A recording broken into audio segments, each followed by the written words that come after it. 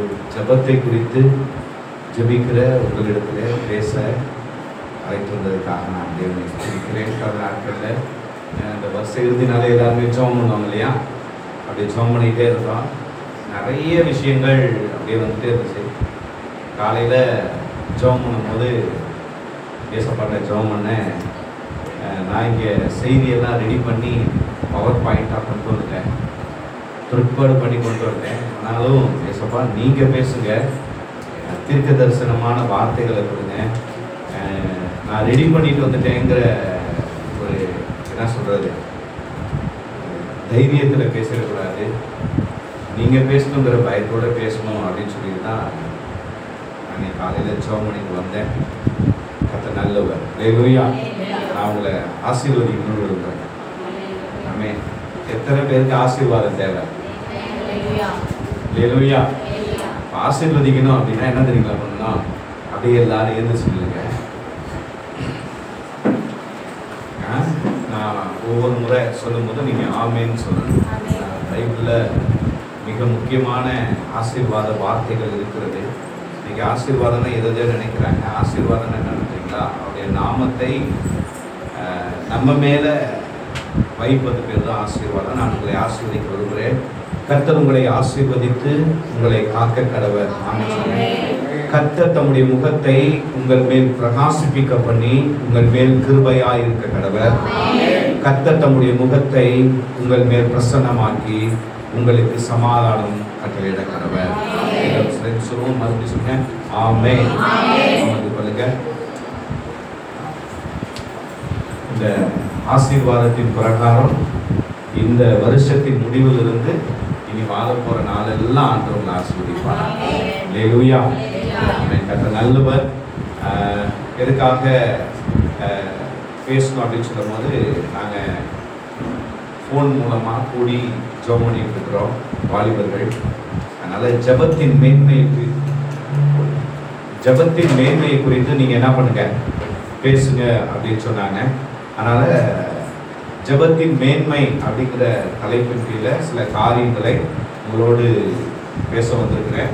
நான் பேசுவதை கேளுங்க.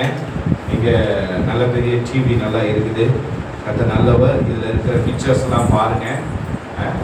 இது நாள் வரைக்கும் நிறைய என்ன சொல்கிறது ஜெபத்தை குறித்த செய்திகளை கேட்டுருக்கலாம், வேத வசனங்களை வாசித்திருக்கலாம், நிறைய ஆலோசனைகள் பெற்றிருக்கலாம். ஆனாலும் அது மாதிரியாக இல்லாமல் ஒரு வேறு விதமாக இருக்கும். அது உங்களுக்கு பிரயோஜனமாக இருக்கும் என்று நான் கர்த்தருக்குள் நான் விசுவாசிக்கிறேன். கர்த்தர் நல்லவர். ஆமென். ஸ்தோத்திரம். நம்முடைய தலைப்பு என்ன? ஜெபத்தின் மேன்மை.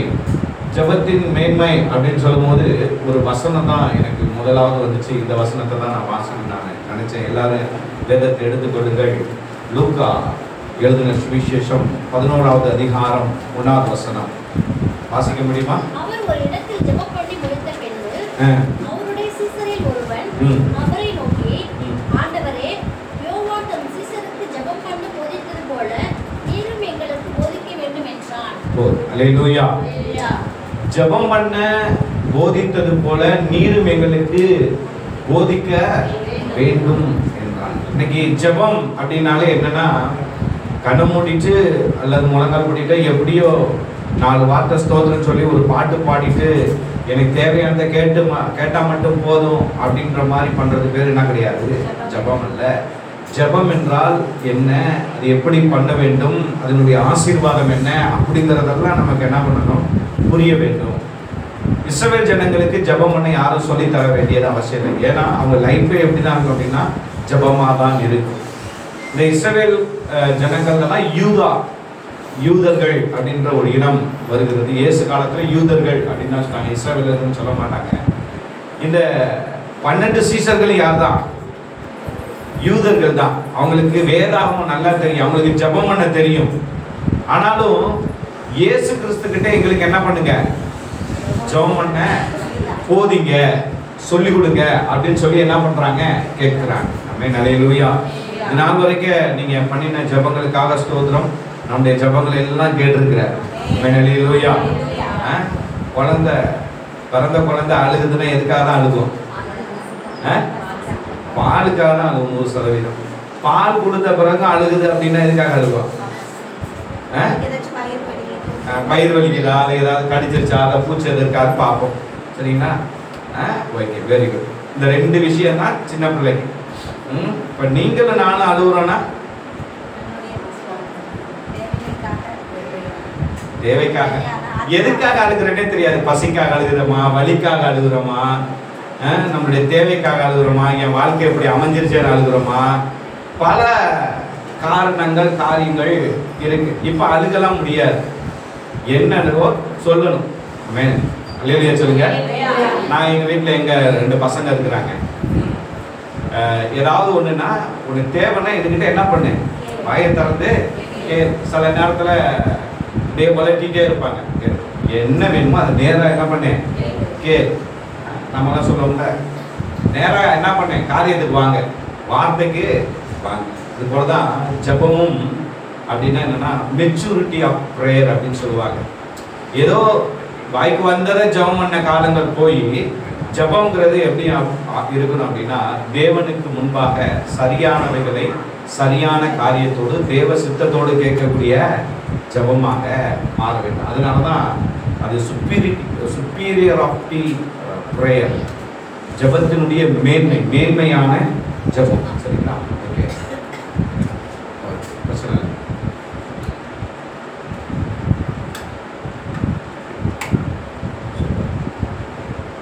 ஓகே, அதே அதிகாரத்தை நீங்க வாசித்தீங்க அப்படின்னா லூக்கா சுவிசேஷத்துல ஜபம் பண்ண போதிக்க வேண்டும் அப்படின்னு சொன்னோன்னே எப்படி ஜபம் பண்ணணும் அப்படிங்கிற விஷயத்த இயேசு கிறிஸ்து சொல்லி கொடுக்கறத நம்ம பார்க்குறோம். ஆனா அந்த ஜபம் எல்லாருக்குமே தெரியும் பாருங்க, பரமண்டல ஜபம். அந்த ஜபம் நமக்கு நல்லா தெரியும். ஆனா 5வது வசனத்துல தான் நம்ம பார்க்க போறோம். எத்தனை வசனத்துல தான் பார்க்க போறோம்? ஜபத்தின் அவசியம். இதெல்லாம் நான் இப்பதான் முன்னோட்டமா சொன்னேன். எப்படி ஜபிக்க வேண்டும், ஏன் ஜபிக்க வேண்டும், ஜபம் என்ன செய்யும், நாம் ஜபிக்கும் பொழுது என்ன நடக்கும், இந்த கேள்வி எல்லாம் கேட்கணும். ஜபத்துக்கு பத்தி படிக்கணும்னா அந்த கேள்வி.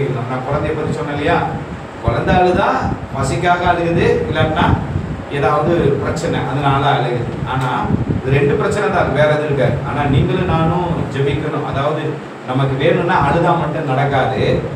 ஏன், எதுக்கு, என்ன அப்படின்னு என்ன பண்ணணும், கேள்வி கேட்கணும். இந்த கேள்வி எல்லாம் கேட்டா இப்ப இந்த கேள்விக்கெல்லாம் பதில் தான் நம்ம இப்ப என்ன பண்ண போறோம், ஒண்ணுன்னா பார்க்க போறோம். சரிங்களா? இயேசுவும் அவரது சீஷர்களும் ஜபத்தை சொல்லி கொடுத்துட்டு அந்த ஜபம் எப்படி இருக்க வேண்டும் அப்படிங்கிறதுக்காக ஒரு உவமைய அங்க சொல்லுகிறார். சரிங்களா? அந்த சீஷர்கள் இடத்துல யாரும் இருக்கிறோம்? ஆமா, நீங்களும் நானும் யாரு? ஏசப்பாவுக்கு சீஷர்கள். சீஷர்களா இல்ல, ஏசப்பா எனக்கு தெய்வம். நான் அவருக்கு யாரு அப்படின்னா பக்தன். பக்தன்கிறவங்க என்ன வேணாலும் இருக்கலாம். நான் நேற்று காலையில எங்கள் வீடு மாடி வீடு இந்த ரோட்டில் தான், மெயின் ரோட்டில் தான் இருக்குது. ப்ரேயர் பண்ணிவிட்டு வெளியில் வந்தேன். கிட்டத்தட்ட ஒரு 1 மணி நேரம் குறையாமல் மேலே தான் உட்காந்துருந்தேன். ப்ரேயர் பண்ணிட்டு தான் இருந்தேன். ஏன்னா நிறைய ஜனங்கள் எந்த ஊர்னு தெரியல. எல்லாரும் சமயபுரத்துக்கு என்ன பண்ணாங்க, மாலை போட்டு போகிறாங்க. சரிங்களா? அவங்களாம் பக்த கோடிகள். என்ன கோடிகள்? நிறைய மக்கள் போனாங்க. அப்போது நான் நிறைய பேரை பார்த்துட்டே இருந்தேன். ஒருத்தர் பீடி குடிச்சிட்டே போகிறாரு. என்ன குடிச்சிட்டே போகிறாரு? அவன் நிறைய பெண்கள் நிறைய ஆண்கள் வாயில் வெத்தலை பாக்கு போட்டு என்ன பண்ணிக்கிட்டே போனாங்க, மென்னுக்கிட்டே போனாங்க. ஒரு சிலர் செல்ஃபோனில் ஏதோ ஒரு பாட்டை போட்டு கேட்டுக்கிட்டு என்ன பண்ணாங்க போனாங்க. ஒரு சிலர் என்ன பண்ணாங்க, இந்த தள்ளுவண்டியில் சொருபத்தை வச்சு தள்ளிக்கிட்டு அதுக்கு முன்னாடி இந்த கோலாட்டம் இதெல்லாம் என்ன பண்ணிட்டு இருந்தாங்க, ஆடிக்கிட்டு போனாங்க. இன்னும் நிறைய விதமான ஜனங்கள், வாலிப பிள்ளைகள்லேருந்து பெரியவங்கள்லேருந்து எல்லாம் சாதாரணமான ஜனங்கள் தான். இவங்கெல்லாம் எங்கே போயிட்டு இருக்காங்க? புனித பயணம், கடவுளை கும்பிட்றதுக்காக என்ன பண்ணிட்டு இருக்காங்க, போயிட்டு இருக்கிறாங்க. சரிங்களா? ஒரு கடவுள் இருக்கிறாரு, அவங்களுக்கு பக்தன். கிறிஸ்தவ வாழ்க்கை அப்படி கிடையாது பாருங்க. கிறிஸ்தவ வாழ்க்கை என்ன கிடையாது, அப்படி கிடையாது. நம்ம வணங்கக்கூடிய சாமி, நம்ம வணங்கக்கூடிய தெய்வம், நம்முடைய ஆண்டவர் எப்படி அப்படியே ஆண்டவர் நம்மளையும் என்ன பண்ணணும்னு இருக்கிறாரு, இருக்கணும்னு நினைக்கிறாரு, விரும்புறாரு. அதுதான் அவருடைய சித்தமும் கூட. அப்ப அவரை மாதிரியே தான் நம்ம செய்யணும். சரிங்களா? அவர் ஒரு நாள் பீடி குடிக்க மாட்டாரு, ஒரு நாள் எத்தனை போட மாட்டாரு, கதை பேச மாட்டாரு. ஏன் நான் போகும்போது பார்த்தோன்னா 2 பசங்க ஒரு பெரிய ஆளை வம்பிட்டாங்க போல. அவரு வாயில வந்த வார்த்தையெல்லாம் விடுற ரோடு தான் தம்ம போகுது, இது மாதிரி வம்பிட்டுன்னா ஒரு வார்த்தையா வருது பாருங்க. அப்படிலாம் நம்மளாம் என்ன பண்ண முடியாது, பேச முடியாது. நான் அப்படியே பார்த்துட்டு அப்படியே ப்ரே பண்ணிக்கிட்டே இருக்கேன். இந்த ஜனங்கள்லாம் எங்கே தான் போகுதுன்னு தெரியல ஆண்டவரே. அப்படியே நடக்கிறாங்க, இங்கிட்டு போகிறாங்க, இங்கிட்டு போகிறாங்க, அங்கிட்டு போகிறாங்க. இவங்களெல்லாம் எப்படி தான் ஏசப்பா ரட்சிப்புல நடத்துறது, இவங்கெல்லாம் எப்படி இருந்து கொஞ்சம் நேரம் அப்படியே ஒரு 1 மணி நேரம் அப்படியே உட்காந்து அப்படியே கண்ணீரோட பார்த்துட்டே உட்காந்துட்டு இருந்தேன். இதெல்லாம் பார்த்தேன். இன்னைக்கு பாருங்க உங்களுக்கு செய்தியாக மாறிடுச்சு. அல்லேலூயா. அப்போ நீங்களும் நானும் கிறிஸ்துவுக்குள் யார் என்றால் விசுவாசிகள் மாத்திரமல்ல, விசுவாசியும் சீஷனும் ஏறக்கூடிய ஒரே வார்த்தை தான். சரிங்களா? நம்ம தான் பிரிச்சு பார்க்கணும். சீஷர்கள். ஓகே. அப்போ இந்த இடத்துல யார் இருக்கிறா? நீங்களும் இருக்கிறோம். அப்ப நம்மளும் போதிக்க கற்றுக் கொடுங்க அப்படின்னு சொல்லும் போது அங்க சொல்ற சில விதிகளை சொல்றாரு. ஜெபம் மற்றவருக்காக ஏறெடுக்கப்பட்டது. அந்த இடத்துல அங்க ஒரு என்ன இருக்கு அப்படின்னா, நீங்க 5வது வசனத்துல இருந்து நீங்க வாசினீங்க அப்படின்னா அந்த 11வது வசனம் வரைக்கும் என்ன இருக்கும் அப்படின்னா ஒரு உவமை இருக்குது. 3 பேருமே நண்பர்கள். எத்தனை பேர் நண்பர்கள்? ஒரு நண்பன் அர்த்தராத்திரியில நண்பன் வீட்டுக்கு வர, சரிங்களா? இன்னொரு நண்பன் அர்த்தராத்திரியில ஒரு நண்பன் வீட்டை என்ன பண்றான்? தட்டுறான். இன்னொரு நண்பன் என்ன பண்றாரு அப்படின்னா, அர்த்தராத்திரி ஒண்ணுமே செய்ய முடியலன்னாலும் நண்பன் கேட்டான்ட்டு இருக்கிறத என்ன பண்றான்? அள்ளி கொடுக்குறான். 3 பேருமே யார் தான்? நண்பர்கள் தான். அப்போ ஒரு நண்பன் இன்னொரு நண்பனுக்காக இன்னொரு நண்பன் இடத்துல போய் என்ன பண்றது? கேட்பது பேர் தான் என்னது? ஜெபம். அல்லேலூயா சொல்லுங்க. ஆண்டவர் சொல்றாரு, நான் உங்களை சிநேகிதர் என்று அழைக்கிறேன் அப்படின்னு யோவான் சுவிசேஷத்துல சொல்லியிருக்கிறார். நமக்கு இயேசு கிறிஸ்து யாரா இருக்கிறாரு? சிநேகிதரா இருக்கிறார். சரிங்களா? உன்னை நேசிப்பது போல நீங்க பிறரை என்ன பண்ணுங்க? அப்போ என்ன தவிர மற்ற எல்லாருமே யார் தான் என்னுடைய சிநேகிதர்? ஒன்று அப்பா அம்மாவா இருந்தாலும் நான் அவங்களை சிநேகிக்கணும், அன்பு கூறணும். உடன் பிறந்தவங்களா இருந்தாலும் நான் என்ன பண்ணணும்? சிநேகிக்கணும். யாருமே தெரியணும்னாலும் அவர் சிநேகிதர், சிநேகிக்கப்பட வேண்டியவர். புரியுதா? ஏசப்பா ஒரு சிநேகிதன், நான் இன்னொரு நபரை என்ன பண்ணணும்? சிநேகிக்கணும். இப்போ இன்னொரு நபருக்காக ஒரு சிநேகிதர்கிட்ட போய் கேட்கிறது, சரிங்களா? அதுதான் ஜெபம். மற்றவருக்காக என்ன பண்ணப்படுகிறது? ஜெபத்தினுடைய முதல் விதியே என்னன்னா, தனக்காக அல்ல, பிறருக்காக. யோபு தன் சிநேகிதருக்காக ஜெபம் பண்ணின பொழுது யோபு சிறையில் போய் கர்த்தர் என்ன பண்ணினாரா? அவங்களுக்குலாம் வசனம் நல்லா தெரியும். கர்த்தர் நல்லவர். ஜெபம் என்ன பண்ணப்பட்டுதான் அங்க நள்ளிரவில். அப்போ நள்ளிரவு அப்படின்னு சொன்னதை காட்டிலும் நேரம் காலம் கிடையாது ஜெபத்துக்கு. ஜெபத்துக்கு என்ன கிடையாது? ஆமா, ஜெபத்துக்கு இந்த நேரம் தான் அப்படின்னு கிடையாது. இந்த நேரம்னு வச்சுக்கிறது நல்லது. ஆனா ஜெபம் ஆமென் நேரம் காலம் இல்லாமல் எப்பொழுதுமே செய்யப்படக்கூடிய ஒன்று. அங்க நள்ளிரவு அப்படின்னா தூங்குற நேரம் எல்லாம் அடைச்சிருப்பாங்க, நான் எப்படி கேட்கறது அப்படிலாம் கிடையாது. கேட்டா கிடைக்கும் அப்படிங்கிறதுனால போய் என்ன பண்றான்? அப்போ ஜெபத்துக்கு நேரம் காலம் கிடையாது. ஜெபத்துக்கு எப்பொழுதுமே ஒன்றுதான் தேவை. ஆமென். என்ன அப்படின்னா அர்ப்பணிப்பு, ஒரு கமிட்மெண்ட். அந்த கமிட்மெண்ட் இருந்துச்சுன்னா எப்போ வேணாலும் என்ன பண்ணிடலாம்? ஜெபிக்கலாம். அடுத்தது ஜெபம் என்னது? விடாமுயற்சி, தொடர்ந்தேர்ச்சியாக செய்யப்படக்கூடிய ஒன்று. சரிங்களா? இது அந்த உவமையில் இருக்கக்கூடிய சில காரியங்கள் தான் நான் உங்களுக்கு சொல்லி கொடுத்துட்டே இருக்கேன். சரிங்களா? அவன் சொல்றான், என் பிள்ளைங்களோட படுத்துட்டேன், கதவு மூடியாச்சு, இனிமேல் என்னால் என்ன பண்ண முடியாது? பறக்க முடியாது. இல்லை இல்லை 3 அப்பத்தை கொடுத்தே ஆகணும் அப்படின்னு என்ன பண்றாரு? போய் கேட்கிறான். விடாமுயற்சியோடு கேட்கிறான். அவன் வருந்தி கேட்கறதுனாலையாவது அவன் என்ன பண்ணுவான்? கொடுப்பான் அல்லவா அப்படின்னு என்ன பண்ணப்பட்டிருக்கு அங்க சொல்லப்படுது. அடுத்து என்ன? ஜெபம் ஒரு பிரத்யேக தேவைக்காக ஏற்பட்டது. அதுக்கு பதில் என்ன பண்ணுச்சு? பிரத்யேக தேவை என்ன? என் சிநேகிதன் பசியா வந்திருக்கான், அவனை பசியோட எப்படி படுக்க வைக்கிறது? என்கிட்ட கொடுக்கறதுக்கு ஒண்ணுமே இல்லை, ஆனாலும் அந்த தேவைக்காக போய் நின்ன பொழுது அதுக்கான பதில் கிடைச்சது. திருப்தியா சாப்பிட்டு அன்னைக்கு அந்த சிநேகிதனை இளைப்பாற பண்ணி அனுப்பிவிட்டார். நம்ம வாழ்க்கையில ஆண்டவர் ஜெபிக்க போதிக்க வேண்டும் அப்படின்னு சொல்லும்போது ஜெபத்தை சொல்லிக் கொடுத்து எப்படி ஜெபிக்கணும் ஜெபத்தை மட்டும் சொல்லிக் கொடுக்கல, ஜெபத்துக்கான சில விதிகளை உவமைகள் மூலமாக நமக்கு என்ன பண்ணிக்கிறார், சொல்லிக் கொடுத்துருக்கிறார். சரிங்களா? இன்னைக்கு இனிமேல் இந்த நம்ம பண்ணக்கூடிய ஜெபங்கள் இந்த விதியின் அடிப்படையில் இருக்குதா? ஜெபம் எப்பொழுதுமே என்னை சார்ந்து இருக்குதா, பிறரை சார்ந்து இருக்குதா? ஜெபம் எப்பொழுதுமே எப்படிப்பட்டதா இருக்கு அப்படின்னா, ஏதோ ஒரு நேரம் 1 மணி நேரம் ஜெபம் பண்ணியாச்சுப்பா, 1/4 மணி நேரம் ஜெபம் பண்ணியாச்சுப்பா அப்படி இருக்குதா? இல்லை, ஜெபம் அப்படின்னா நான் வரேன், ஜெபிக்கலாம், பண்ணலாம் அப்படிங்கிற ஒரு என்ன சொல்றது, ஒரு வில்லிங்னஸ், ஸ்பான்டேனியஸ் சொல்லுவாங்க. வாலண்டியரா வந்து ஜெபிக்கக்கூடிய அந்த ஆவி நமக்குள்ள வேணும். அதுக்கடுத்து அது விடாமுயற்சியா ஜெபம். எவ்வளவு நாள் தான் ஜெபம் பண்ணிக்கிட்டே இருக்காது, ஒன்றுமே நடக்கல. இல்லை, ஜெபத்தினுடைய மேன்மை என்ன தெரியுங்களா? ஒரு காரியம் நிறைவேற வரைக்கும் ஜெபம் பண்ணுறோம். எத்தனை காலம் ஆனாலும், எத்தனை வருஷம் ஆனாலும், எத்தனை சூழ்நிலைகள் மாறினாலும் ஜெபங்கிறது மட்டும் என்ன அப்படின்னா தொடர்ந்தேச்சியாக விடாமுயற்சியோடு பண்ணக்கூடியது. பிரத்யேகமான தேவைக்காக ஆண்டவர் சொல்றாரு, அண்ணனே பாட அதனும் போதும். என்னது?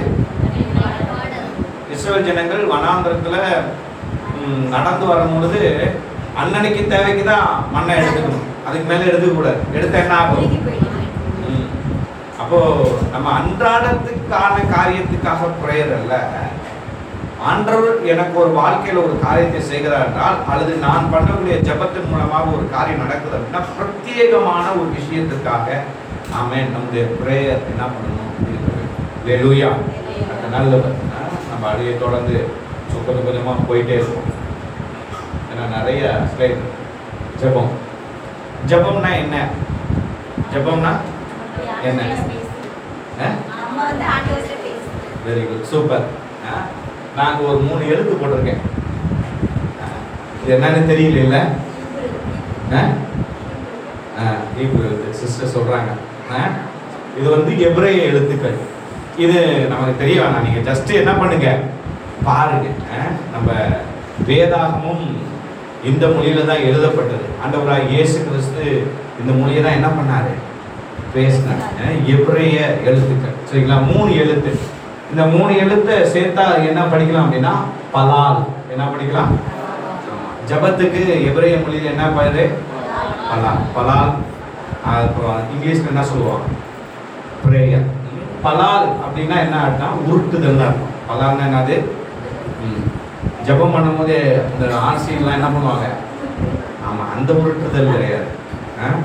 அவங்க அப்படி தப்பா புரிஞ்சுக்காங்க. ஜபமாலையை உருட்டுனா ஜபம் காரியம் நடந்துடும் அப்படிங்கிறது கிடையாது. ஆனா ஜபம்னா என்னது? உருட்டுறது தான். சரிங்களா? எத்தனை பேர் வீட்டுல சப்பாத்தி போடுறீங்க? சப்பாத்தி என்ன பண்ணுவீங்க? உருண்டையா வச்சு அது மேல கொஞ்சம் மாவு போட்டு என்ன பண்ணுவீங்க? தேய்ப்போம். சரிங்களா? உருட்டுவீங்க. எது மாதிரி வர வரைக்கும் உருட்டுவீங்க? வட்டமா. அப்புறம் மெல்லிசா சாப்பிட்டா மேடு மடமெல்லாம் அப்படியே வச்சு வட்டமா இருந்தியா அப்படின்னு போட்ட மாட்டோம். என்ன வாங்கணும்? எல்லா பக்கமும் சமமா வரணும். அது வட்டமா இருக்கணும், மெல்லிசா வரணும், சமமா இருக்கணும். அது வரைக்கும் என்ன பண்ணிக்கிட்டே இருப்போம்? உருட்டுவோம். கொஞ்சம் ஒட்டிச்சுன்னா என்ன பண்ணுவோம்? மாவு போடுவோம். ஆமா, பூரி இருக்கட்டும், இல்லை வேற பரோட்டா இருக்கட்டும், கொஞ்சம் எண்ணெயெல்லாம் ஊட்டுவாங்க. ஒட்டக்கூடாது, செஞ்சிடக்கூடாது. அதுக்காக என்னென்ன முறையெல்லாம் செஞ்சு அதை உருட்டுறது. சரிங்களா? உருட்டுதல்னா என்னன்னா, இஸ்ரவேல் ஜனங்கள் பூரி கட்டையை வச்சு ஊட்ட மாட்டாங்க, அவங்க கையிலே உருட்டுவாங்க. அவங்க கோதுமை மாவை கணிச்சு புரோட்டா மாசம் ஊரில் இருப்பாங்க, அவங்க இஸ்ரவேல கையிலேயே மாவை இப்படி ஸ்மாஷ் பண்ணாங்க அப்படின்னா வட்டமாக வரும். அப்படியே தலையில் போட்டு என்ன பண்ணுவாங்க? இருப்பாங்க. உருட்டுதல்னா அங்கேருந்து எடுத்துட்டாங்க. பாருங்க, நம்ம செய்கிற வேலையில ப்ரேயருக்கான மீனிங். ஜெபம்னா என்ன? எப்படி ஒரு அப்பத்துக்காக மாவானது உருட்டப்படுதோ அதுபோல நம்ம வாழ்க்கையில நம்முடைய அந்த பிரத்யேக தேவைக்காக ஜெபிக்கும் பொழுது அப்படி உருட்டப்படணும். சரிங்களா? அது அந்த சேப் வர வரைக்கும் என்ன பண்ணிக்கிட்டே இருக்கணும்? உருட்டணும். அப்பதான் சப்பாத்தி நல்லா இருக்கும். நம்ம ஊர்ல சப்பாத்தி கதைக்கு போவோம், அப்ப கதைக்கு வேண்டாம். அப்பதான் சாப்பிட்டா நல்லா வெந்து இருக்கும். இல்லாட்டா என்ன பண்ணுவாங்க? இது என்ன இந்தியா சப்பாத்தியா? அல்லது ஆஸ்திரேலியா சப்பாத்தியான்னு சொல்லிடுவாங்க. சிலர்லாம் சப்பாத்தி தெரிஞ்சாங்கன்னா அப்படிதான் இருக்கு பாருங்க. இல்லாட்டினா சிலர் என்ன பண்ணிடுவாங்க அப்படின்னா அந்த சாஃப்ட்னஸ்க்கு எண்ணெய் கிண்ணெல்லாம் போட்டுக்க மாட்டாங்க. இழுக்க கூட பிக்க கூட முடியாது, என்ன பண்ண முடியாது. சிலர் மொத்தமாக வச்சுருப்பாங்க, இது சப்பாத்தியா இல்லை வேறு என்னவா அப்படின்னு. அது மாதிரிலாம் இருக்கக்கூடாது. இப்போ பல்லால்னா என்ன உங்களுக்கு மைண்டில் வரணும்? ஆமாம், ஒரு ஷேப் வர வரைக்கும் உருட்டப்படணும்.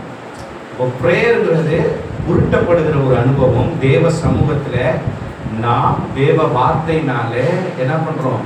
உருட்டுகிறோம். இப்படி உருட்டுறது கிடையாது. எப்படி உருட்டுறது கிடையாது? அதுதான் நம்ம தப்பாக புரிஞ்சுக்கூடாது. ஓகே, இதில் 3 எழுத்து இருக்கு. இதில் ஸ்க்ரீன் வராது. இந்த லைட் இப்படி தான் அடிக்க கிடைக்காது டிவியில். அதனால் அந்த எப்போதுமே எப்ரேய எழுத்து படிக்கும் போது அந்த சைட்லேருந்து படிக்கணும். இப்படி அரை வட்டமாக இருக்கு பார்த்தீங்களா? அந்த வட்டம் வந்து எப்ரேய எழுத்துக்களாக இருக்கிறதுனால அந்த எழுத்துக்கு என்ன சொல்லுவாங்கன்னா பேன் சொல்லுவாங்க. பேனா என்னன்னா வாய். எப்ரேய மொழியில் பேனா என்னது? வாய். சரிங்களா? நம்ம முகம் எப்படி இருக்கு? இப்படி வட்டமாக இருக்கு. இப்படி வந்து இப்படி வாய் இப்படி இருக்கு இல்லையா? அது மாதிரி இருக்கு அந்த வியூ. சரிங்களா? 2வது வார்த்தை என்ன அப்படின்னா கோல். என்ன கோல்னா மெய்ப்பனுடைய கோல். ஒரு கம்பு. இந்த ஆர்சி ஃபாதர் கோப்பில் வச்சுருப்பார் பார்த்தீங்களா? அப்படி வட்டமாக வச்சு, அதான் கோல். எத்தனை கோல் இருக்குங்க? 2 கோல் இருக்கு. லாமேடுன்னு சொல்லுவாங்க. அதுக்கு பேர் என்ன சொல்லுவாங்க? லாமேடுன்னு சொல்லுவாங்க. இப்போ இந்த 3 வார்த்தையும் பார்த்தீங்கன்னா சேர்த்தா என்ன வருது அப்படின்னா ஜெபம்னா இதுதான். அவங்க சிஸ்டர் சொன்னாங்க, எஸ் தேவனோடு பேசுது அப்படின்னா என்ன? அதிகாரங்களுக்கெல்லாம் அதிகாரம் உள்ளவரிடத்துல பேசுறது.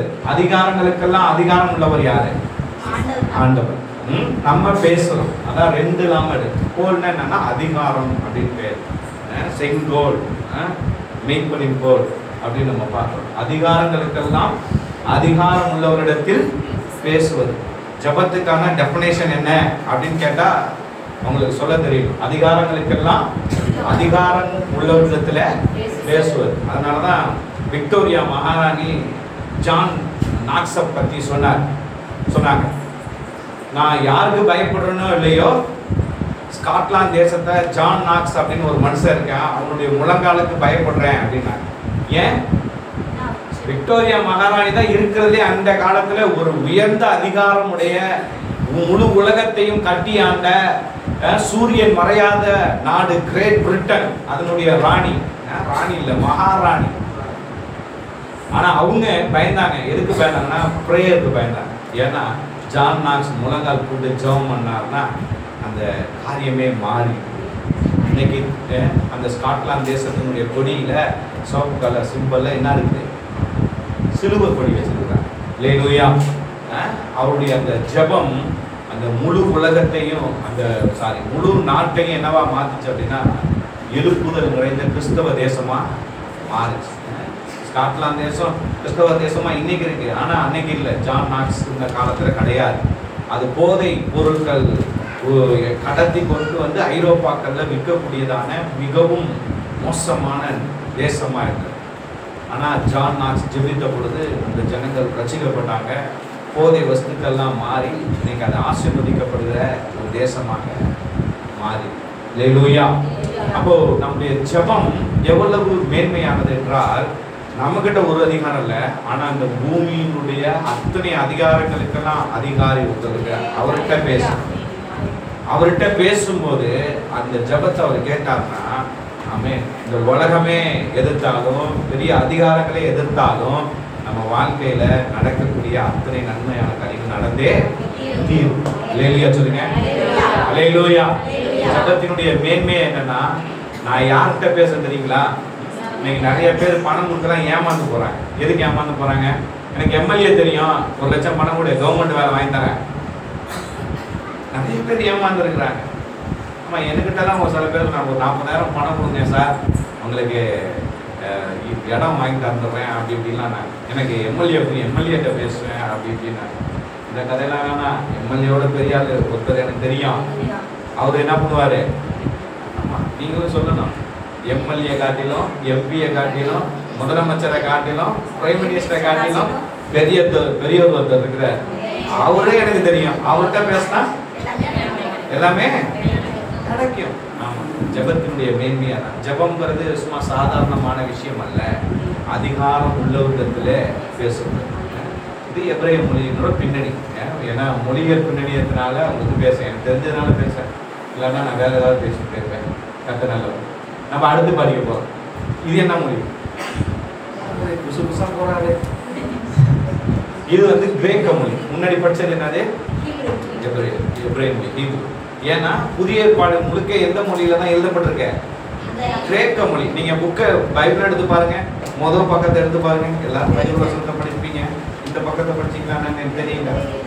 இது எபிரேய கிரேக்கு என்னும் மூல பாஷைகளிலிருந்து தமிழில் மொழிபெயர்க்க. ஆமா, இந்த புக்கு தமிழ்ல மொழிபெயர்க்கப்பட்ட புக்கு. இது தமிழ்லயே பைபிள் இருக்கு அப்படின்னு நீங்க நினைச்சிட கூடாது. இந்த பைபிள்ல என்ன மொழியில எழுதப்பட்ட மொழி புக்கு? எபிரேய மொழியிலையும் கிரேக்க மொழியிலையும் எழுதப்பட்ட பைபிள். சரிங்களா? மொழிபெயர்த்திருக்காங்க, டிரான்ஸ்லேட் பண்ணி என்ன பண்ணியிருக்காங்க, நமக்கு கொடுத்துருக்குறாங்க. சரிங்களா? அந்த பழைய ஏற்பாடு முழுக்கவும் எதுல இருக்குது? எபிரேய மொழியில இருக்குது. சரிங்களா? அதனாலதான் ஃபலால் அப்படிங்கிற ஒரு வார்த்தையை வச்சேன். அப்போ இது வந்து புதிய ஏற்பாட்டுல இருக்குது. புதிய ஏற்பாட்டுல ஜெபத்துக்கு பேர் என்னன்னா பெரோஷிக்ஸோமாய். ஆமா, நான் தமிழ்ல எழுதிருக்கேன், உங்களால எப்படின்னு சொல்ல முடியல. அது ஹீப்ரு கிரீக்ல படிச்ச மாதிரி சொன்னோம். பெரோஷியா இக்ஸோமாய் அப்படின்னு சொல்லுவாங்க. ரெண்டு வேர்டு கலந்துருக்கு. ரெண்டு வேர்டு என்னன்னு நம்ம என்ன பண்ண போறோம் பார்க்க போறோம். பெரோஷியா அப்படின்னா பேச்சுரிமை. பெரோஷியானா என்னது? இன்னைக்கு நம்மள சொல்ற இது ஜனநாயக நாடு, எங்களுக்கு என்ன இருக்குது? எல்லா உரிமை இருக்கு. அதாவது எல்லா உரிமையை காட்டிலும் பேச்சுரிமை இருக்கு அப்படின்னு சொல்றாங்க. அந்த காலகட்டத்துல ரோமர்கள் இந்த உரிமையை கொடுத்துருந்தாங்க. எல்லாரும் எல்லாத்தையும் என்ன பண்ணிட முடியாது, பேசிட முடியாது, எதையும் பேசிட முடியாது.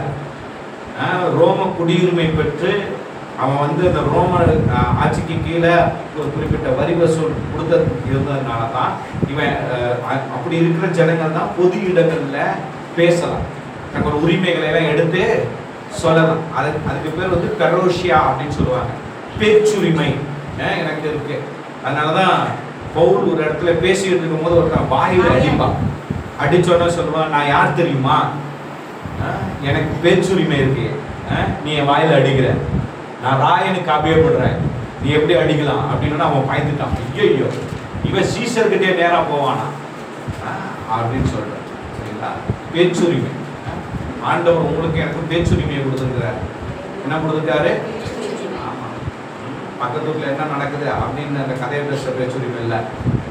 சர்ச்சுக்குள்ள யாராச்சும் திருப்பி அந்த பேச்சுரிமை இல்லை. நீங்க என்னன்னா பேச்சுரிமை சபையில என்ன இருக்கு? யாரையாவது யாரை பத்தியாச்சும் குறைஞ்சி பேசுற பேச்சுரிமை தான் இருக்கு. என்ன இருக்கு? இன்க்ளூடிங் நீங்க மேல நிக்கிறதுனால நீ பசுத்தவன் நினைச்சிடாதீங்க. உங்களை மாதிரி உட்காந்து ஒரு ஊழியத்துல வளர்ந்து அப்புறமேலு அப்படிதான் வந்திருக்கோம். நாங்களும் அப்படிதான் இருக்கோம்.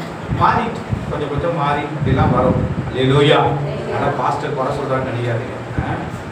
நம்ம திருந்துறதுக்காக, சரி செய்கிறதுக்காக, கிறிஸ்துக்குள்ள அந்த ரகசியங்களை புரிந்து ஆசீர்வாதங்களை பெற்றுக்கொள்வதற்காக தான்.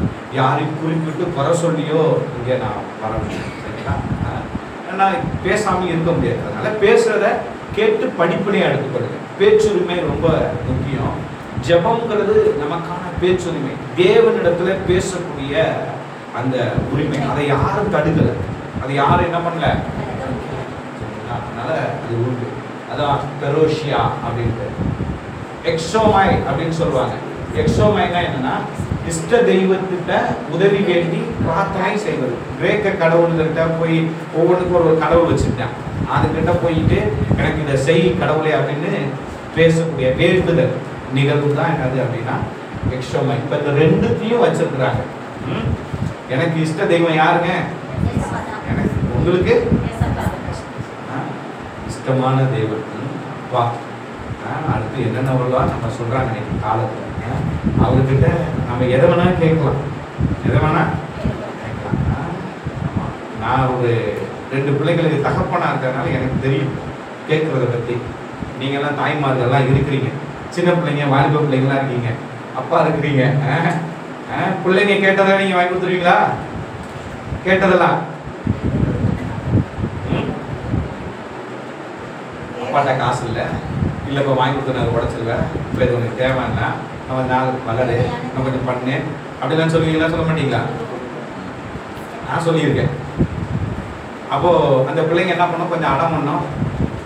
நம்ம முதல்ல சொல்லுவோம், அடம் பண்ணால் அதட்டுவோம், மறுபடியும் அடம் பண்ணால் அடி விழும். சரிங்களா? ஒரு நல்ல அப்பா பிள்ளைக்கு எது தேவையோ எப்போ தேவையோ அப்பா. ஆனால் பிள்ளைக்கு கேட்காம சில விஷயங்களை செய்வார் அப்பா. ஸ்நாக்ஸு, ட்ரெஸ்ஸு, சில விஷயங்கள்லாம் என்ன பண்ணுவார், கேட்காமையே செய்வார். அப்புறம் ஒரு தகப்பனா ஆஸ் யூஷுவல் அத்தியாவசியங்களை செஞ்சாகணும். அவங்களுக்கு படிக்க வேண்டிய காலத்தில் படிக்க வைக்கணும், செய்ய வேண்டியதை செய்ய வேண்டும், இதெல்லாம் இருக்கு. சரிங்களா? இப்போ ஏசப்பாவை நீங்கள் எப்படி வச்சு பார்க்கணும் அப்படின்னா, எனக்கு அத்தியாவசியங்களை நான் கேட்காம கொடுக்குற தகப்பன். கொடுக்குறாரா? நான் ஒவ்வொரு நாளும் சொல்வேன், நான் 3 வேலையும் பண்ணியாதான் எனக்கு சாப்பாடை கொடுக்குறீங்க. இல்லையா? சாப்பாடை கொடுத்துருக்காரு. எனக்கு நல்ல ஒரு வீட்டை கொடுக்குறீங்க ஆண்டவரே. நான் கேட்கல. அதாவது கேட்கலன்னா எனக்கு வீடு வேணும் அப்படின்னு நான் ஒவ்வொரு நாளும் கேட்டுட்டு இல்லை. ஒவ்வொரு நாள் நான் போய் படுக்க போகும்போது ஒரு தலைவாணி, ஒரு பாய், ஒரு பெட்ஷீட் இருக்கு. இல்லாமல் இல்லை. உங்களுக்குலாம் இருக்கா? அதை கொடுக்குறாரு. அது கொடுத்ததுனால தான் இருக்கு. ஏன்னா மாளிகையில் பெட்டில் படுத்துருந்தாலும் திடீர்னு ஒரு நாள் நைட்டில் என்ன பண்ணிட்டான், எங்கே இருக்கானே தெரியல. யாரும் தெரியலையா? நீங்கள் நியூஸ்லாம் கேட்குறீங்களா? சீரியான ஒரு தேசம் இருந்துச்சு. 54 வருஷமா அந்த நாட்டை ஆண்டுகிட்டு இருந்த ஒருத்தர். இவங்கெல்லாம் பிடிச்சிட்டாங்கனால ஃப்ளைட் ஏறி போனால் எங்கே இருக்கானே தெரியல. எங்கே இருக்கானே தெரியல. ரஷ்யாவில் இருக்காங்கிறாங்க, துருக்கியில் இருக்காங்கிறாங்க, செத்து போயிட்டாங்கிறாங்க, தெரியல. ஆனால் நீங்கள் நானும் ஒரு நைட் நம்ம போனோன்னே சாப்பிட்டு முடிச்சுட்டு படுக்கிறதுக்கு பாய் இருக்கா, தலைவணி இருக்கா, அப்பா கொடுக்குறாரு. அல்லேலூயா, அல்லேலூயா. தூங்க வருதா உங்களுக்கு? உற்சாகமாக இருக்கீங்களா? ஜபத்தினுடைய மேன்மை இதெல்லாம் வந்து கேட்காமையே கொடுத்துட்டாரு. வேலை சாப்பாடு, போட்டுக்க ட்ரெஸ்ஸு எல்லாம் நமக்கு அத்தியாவசியம். சில விஷயங்களை வந்து ஆண்டவர் செய்ய வேண்டிய கடமை அப்படின்ற ஒரு விஷயங்கள்லாம் நமக்கு செஞ்சுட்டே இருக்காரு. நம்ம என்னதான் இருந்தாலும் அதை செய்ய வேண்டியது சொல்லிட்டு இருப்பார். சில விஷயங்களை வந்து நம்ம கேட்கும் போது உடனே கொடுத்துருவார். ஏன்னா என் பிள்ளைக்கு இதெல்லாம் இந்த டைமில் இருக்கப்போலாம் தேவை அப்படின்னு கொடுத்துருவார். சில விஷயங்கள் கேட்கும் போது தரமாட்டார், என்ன பண்ண மாட்டார். அப்போ அவர் கேட்கலன்னு நினைக்காதீங்க. அதை பெற்றுக்கொள்றதுக்கான மெச்சூரிட்டின்னு நமக்குள்ள என்ன பண்ணணும், வரணும், உபயோகப்படணும் அப்படின்ற விஷயங்கள் இருக்கு. சரிங்களா? அப்போ இதுதான் வந்து தரோக்ஷாமை அப்படின்னா பேச்சுரிமை. ஆண்டவர்கிட்ட நம்ம பேசலாம், கேட்கலாம், என்ன வேணா பண்ணலாம். அதான் ஜெபங்கிறது கேட்கறது மாத்திரம் இல்லை, பேசக்கூடியது, தெரியப்படுத்துகிற ஒன்று. சரிங்களா? ஓகே. இப்போ ஜெபம் என்றால் என்னன்னு பார்த்துட்டோம், ஜெபத்தின் விதிகள் பார்த்துருக்கோம். ஓகே. இப்போ நம்ம அடுத்து சில விஷயங்களை அப்படியே பார்க்குறோம். ஜெபம்னா ஏறெடுக்கப்படும். ஆண்டவருக்கு தெரியாதா? ஆண்டவருக்கு தெரியாதா நான் படுற பாடு, நான் படுற கஷ்டம்? நிறைய பேர் அப்படிதான் சொல்லிட்டாங்க. ஜெபம் பண்ணுறீங்களாங்க? பண்ணுறாங்க. இல்லை, ஜெபம்னா செய்யணும். ஜெபம் இல்லாத மனிதன் என்ன இல்லாத மனிதன்னா மூச்சு இல்லாத மனிதன். என்ன மனிதன்? மூச்சு என்னைக்காச்சும் நிற்குமா? நிற்கிற அன்னைக்கு செத்துட்டோம். நிற்கிற அன்னைக்கு என்னது? நிற்காது. பாருங்க, படுத்தாலும் என்ன இருக்குது? மூச்சு இருக்கு. வேலை செஞ்சாலும் மூச்சு இருக்கு. கொஞ்சம் கடினமா ஓடுனா ஓடினா வேகமா மூச்சு வாங்குது. சாப்பிட்டாலும் மூச்சு வாங்குது. தண்ணி குடிச்சாலும் மூச்சு வாங்குது. தண்ணி குடிக்கும் போது மூச்சு அடைக்கிட்டு தான் தண்ணியை முழுங்கணும். சேர்த்து முழுங்கிட்டோம்னா குறையறியுது. என்னவாயிடுது? இப்போ மூச்சு எப்படி ஒரு மனுஷனுக்கு முக்கியமோ அது போல கிறிஸ்தவ வாழ்க்கையில பிரேயர் முக்கியம். அதனாலதான் ஜெபம் வந்து எப்பொழுதுமே ஏறெடுக்கப்பட வேண்டிய ஒன்று. சரிங்களா? ஒரு வேத பகுதியை நம்ம படிக்க போகிறோம். அது என்னன்னா தானியேல் 6வது அதிகாரம் 10வது வசனத்திலிருந்து 10-11 அந்த 2 வசனத்தை யாராவது எடுத்து வாசிங்க.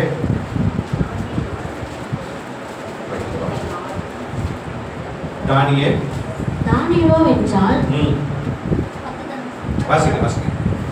அந்த பத்திரத்து கையெழுத்து கையெழுத்து வைக்கப்பட்டது என்று அறிந்த போதிலும் தன் வீட்டுக்குள்ளே போய் தன் மேல் அறையிலே எருசலேமுக்கு நேராக பலகைகள் திறந்திருக்க அங்கே தான் முன் செய்து வந்தபடியே தினம் 3 வேளையும் தன் தேவனுக்கு முன்பாக முழங்கால் படியிட்டு ஜெபம் பண்ணி ஸ்தோத்திரம் செலுத்தினான். அப்பொழுது அந்த மனுஷர் கூட்டம் கூடி தானியேல் தன் தேவனுக்கு முன்பாக ஜெபம் பண்ணி விண்ணப்பம் செய்கிறதை கண்டார்கள். ஒரு சில காரியங்கள் இருக்கு. இந்த கேள்வியெல்லாம் நம்ம கேட்கணும். ஆனா இந்த 2 வசனத்துல இந்த ஜெபம் செய்யப்பட்டதுன்னு இருக்குல்ல, அவனுக்கு பல தடைகள் பல சூழ்நிலைகள் மத்தியில் அவன் ஜெபம் செய்யணும். நான் 10 விஷயம் அதுக்கு எழுதியிருக்கிறேன், குறிச்சிருக்கிறேன். நான் இங்கே உங்களுக்கு போடலை. ஜெபம் செய்யக்கூடாது என்று சட்டம் இயற்றிய போதும் ஜெபம் என்ன பண்ணப்பட்டது? செய்யப்பட்டது. ஜெபமே என்ன பண்ணக்கூடாது? பண்ணக்கூடாது அப்படிங்கிற ஒரு சட்டம் போட்டாலும் என்ன பண்ணப்பட்டது? ஜெபம் செய்யப்பட்டது. அப்புறம் தானியேல் தான் வீட்டில் தான் ஜெபம் பண்ணான். எங்க ஜெபம் பண்ணா?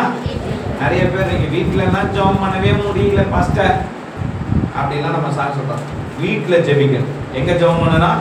அவன் தானியேல் தான் வீட்டில் தான் ஜெபம் பண்ணான்.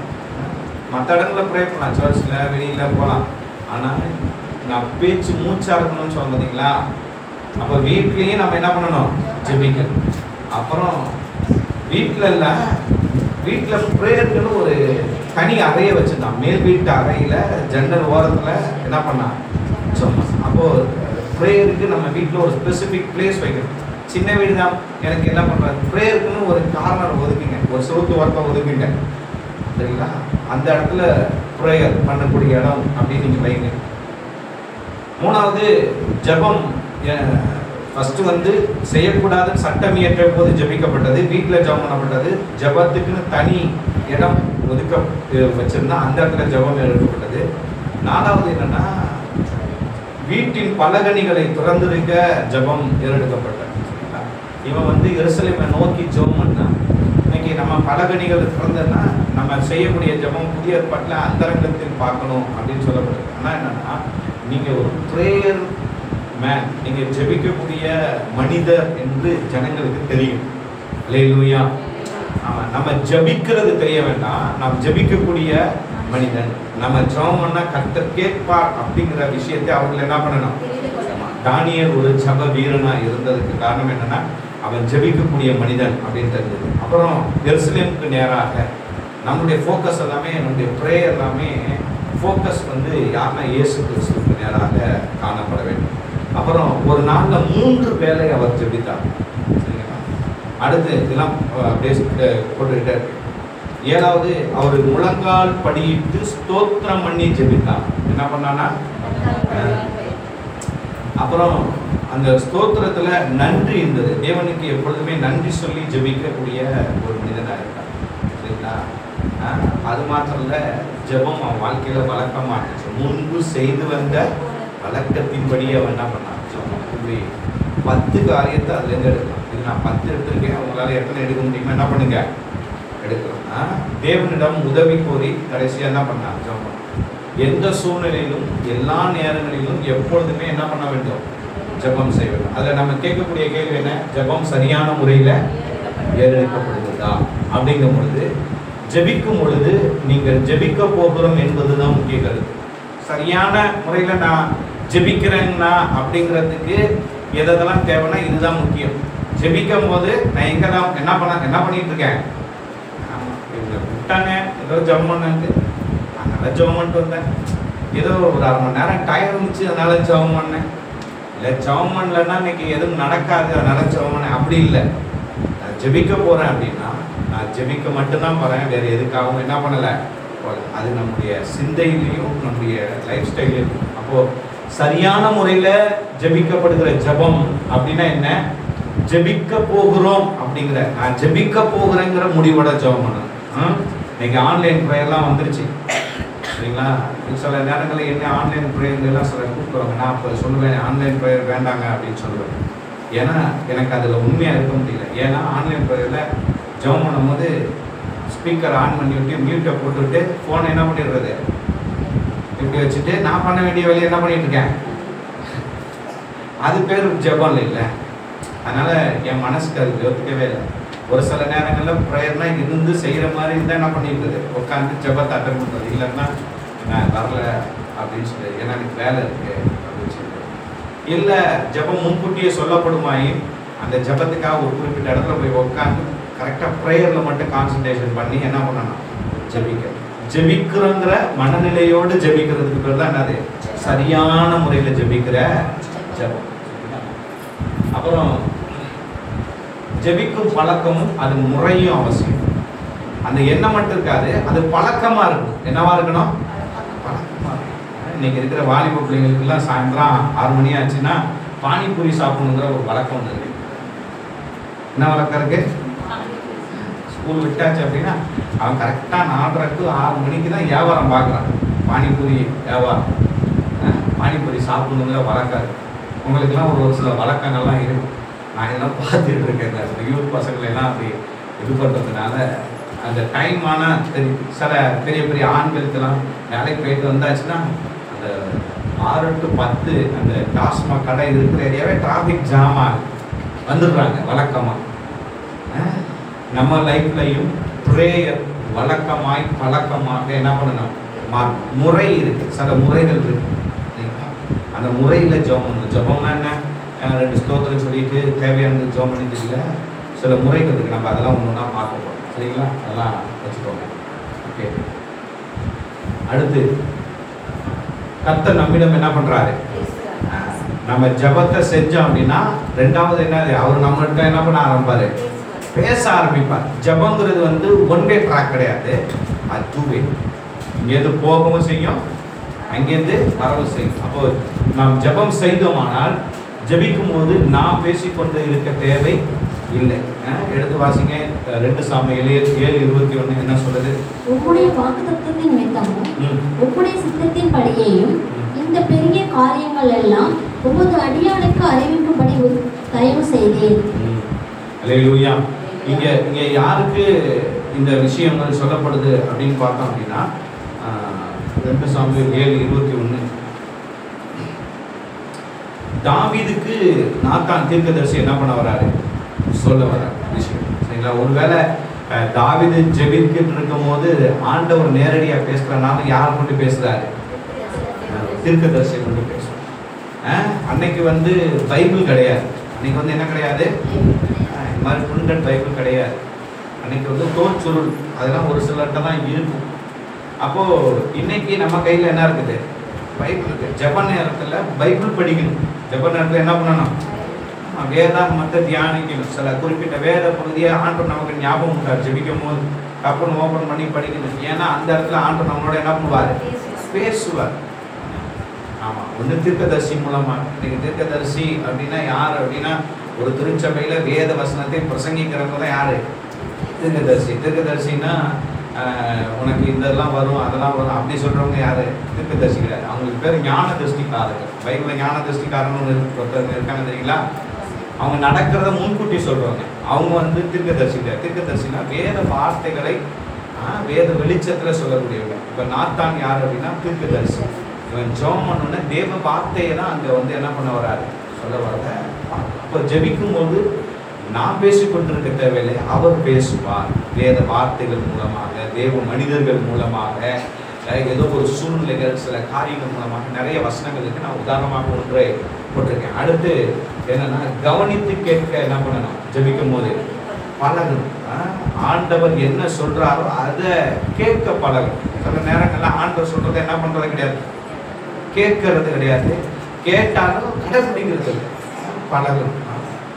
கர்த்தர் நல்லவர். அந்த ஒரு வசனத்தை வாசிங்க, அப்போஸ்தலர் 22வது அதிகாரம். பின்பு நான் எருசலேமுக்கு திரும்பி வந்து தேவாலயத்திலே ஜெபம் பண்ணிக் கொண்டிருக்கையில் ஞான சிருஷ்டி அடைந்து அவரை தரிசித்தேன். அவர் என்னை நோக்கி, நீ என்னை குறித்து சொல்லும் சாட்சியை இவர்கள் ஏற்றுக்கொள்ள மாட்டார்கள், ஆதலால் நீ தாமதம் பண்ணாமல் சீக்கிரமாக எருசலேமை விட்டு புறப்பட்டு போ என்றார்.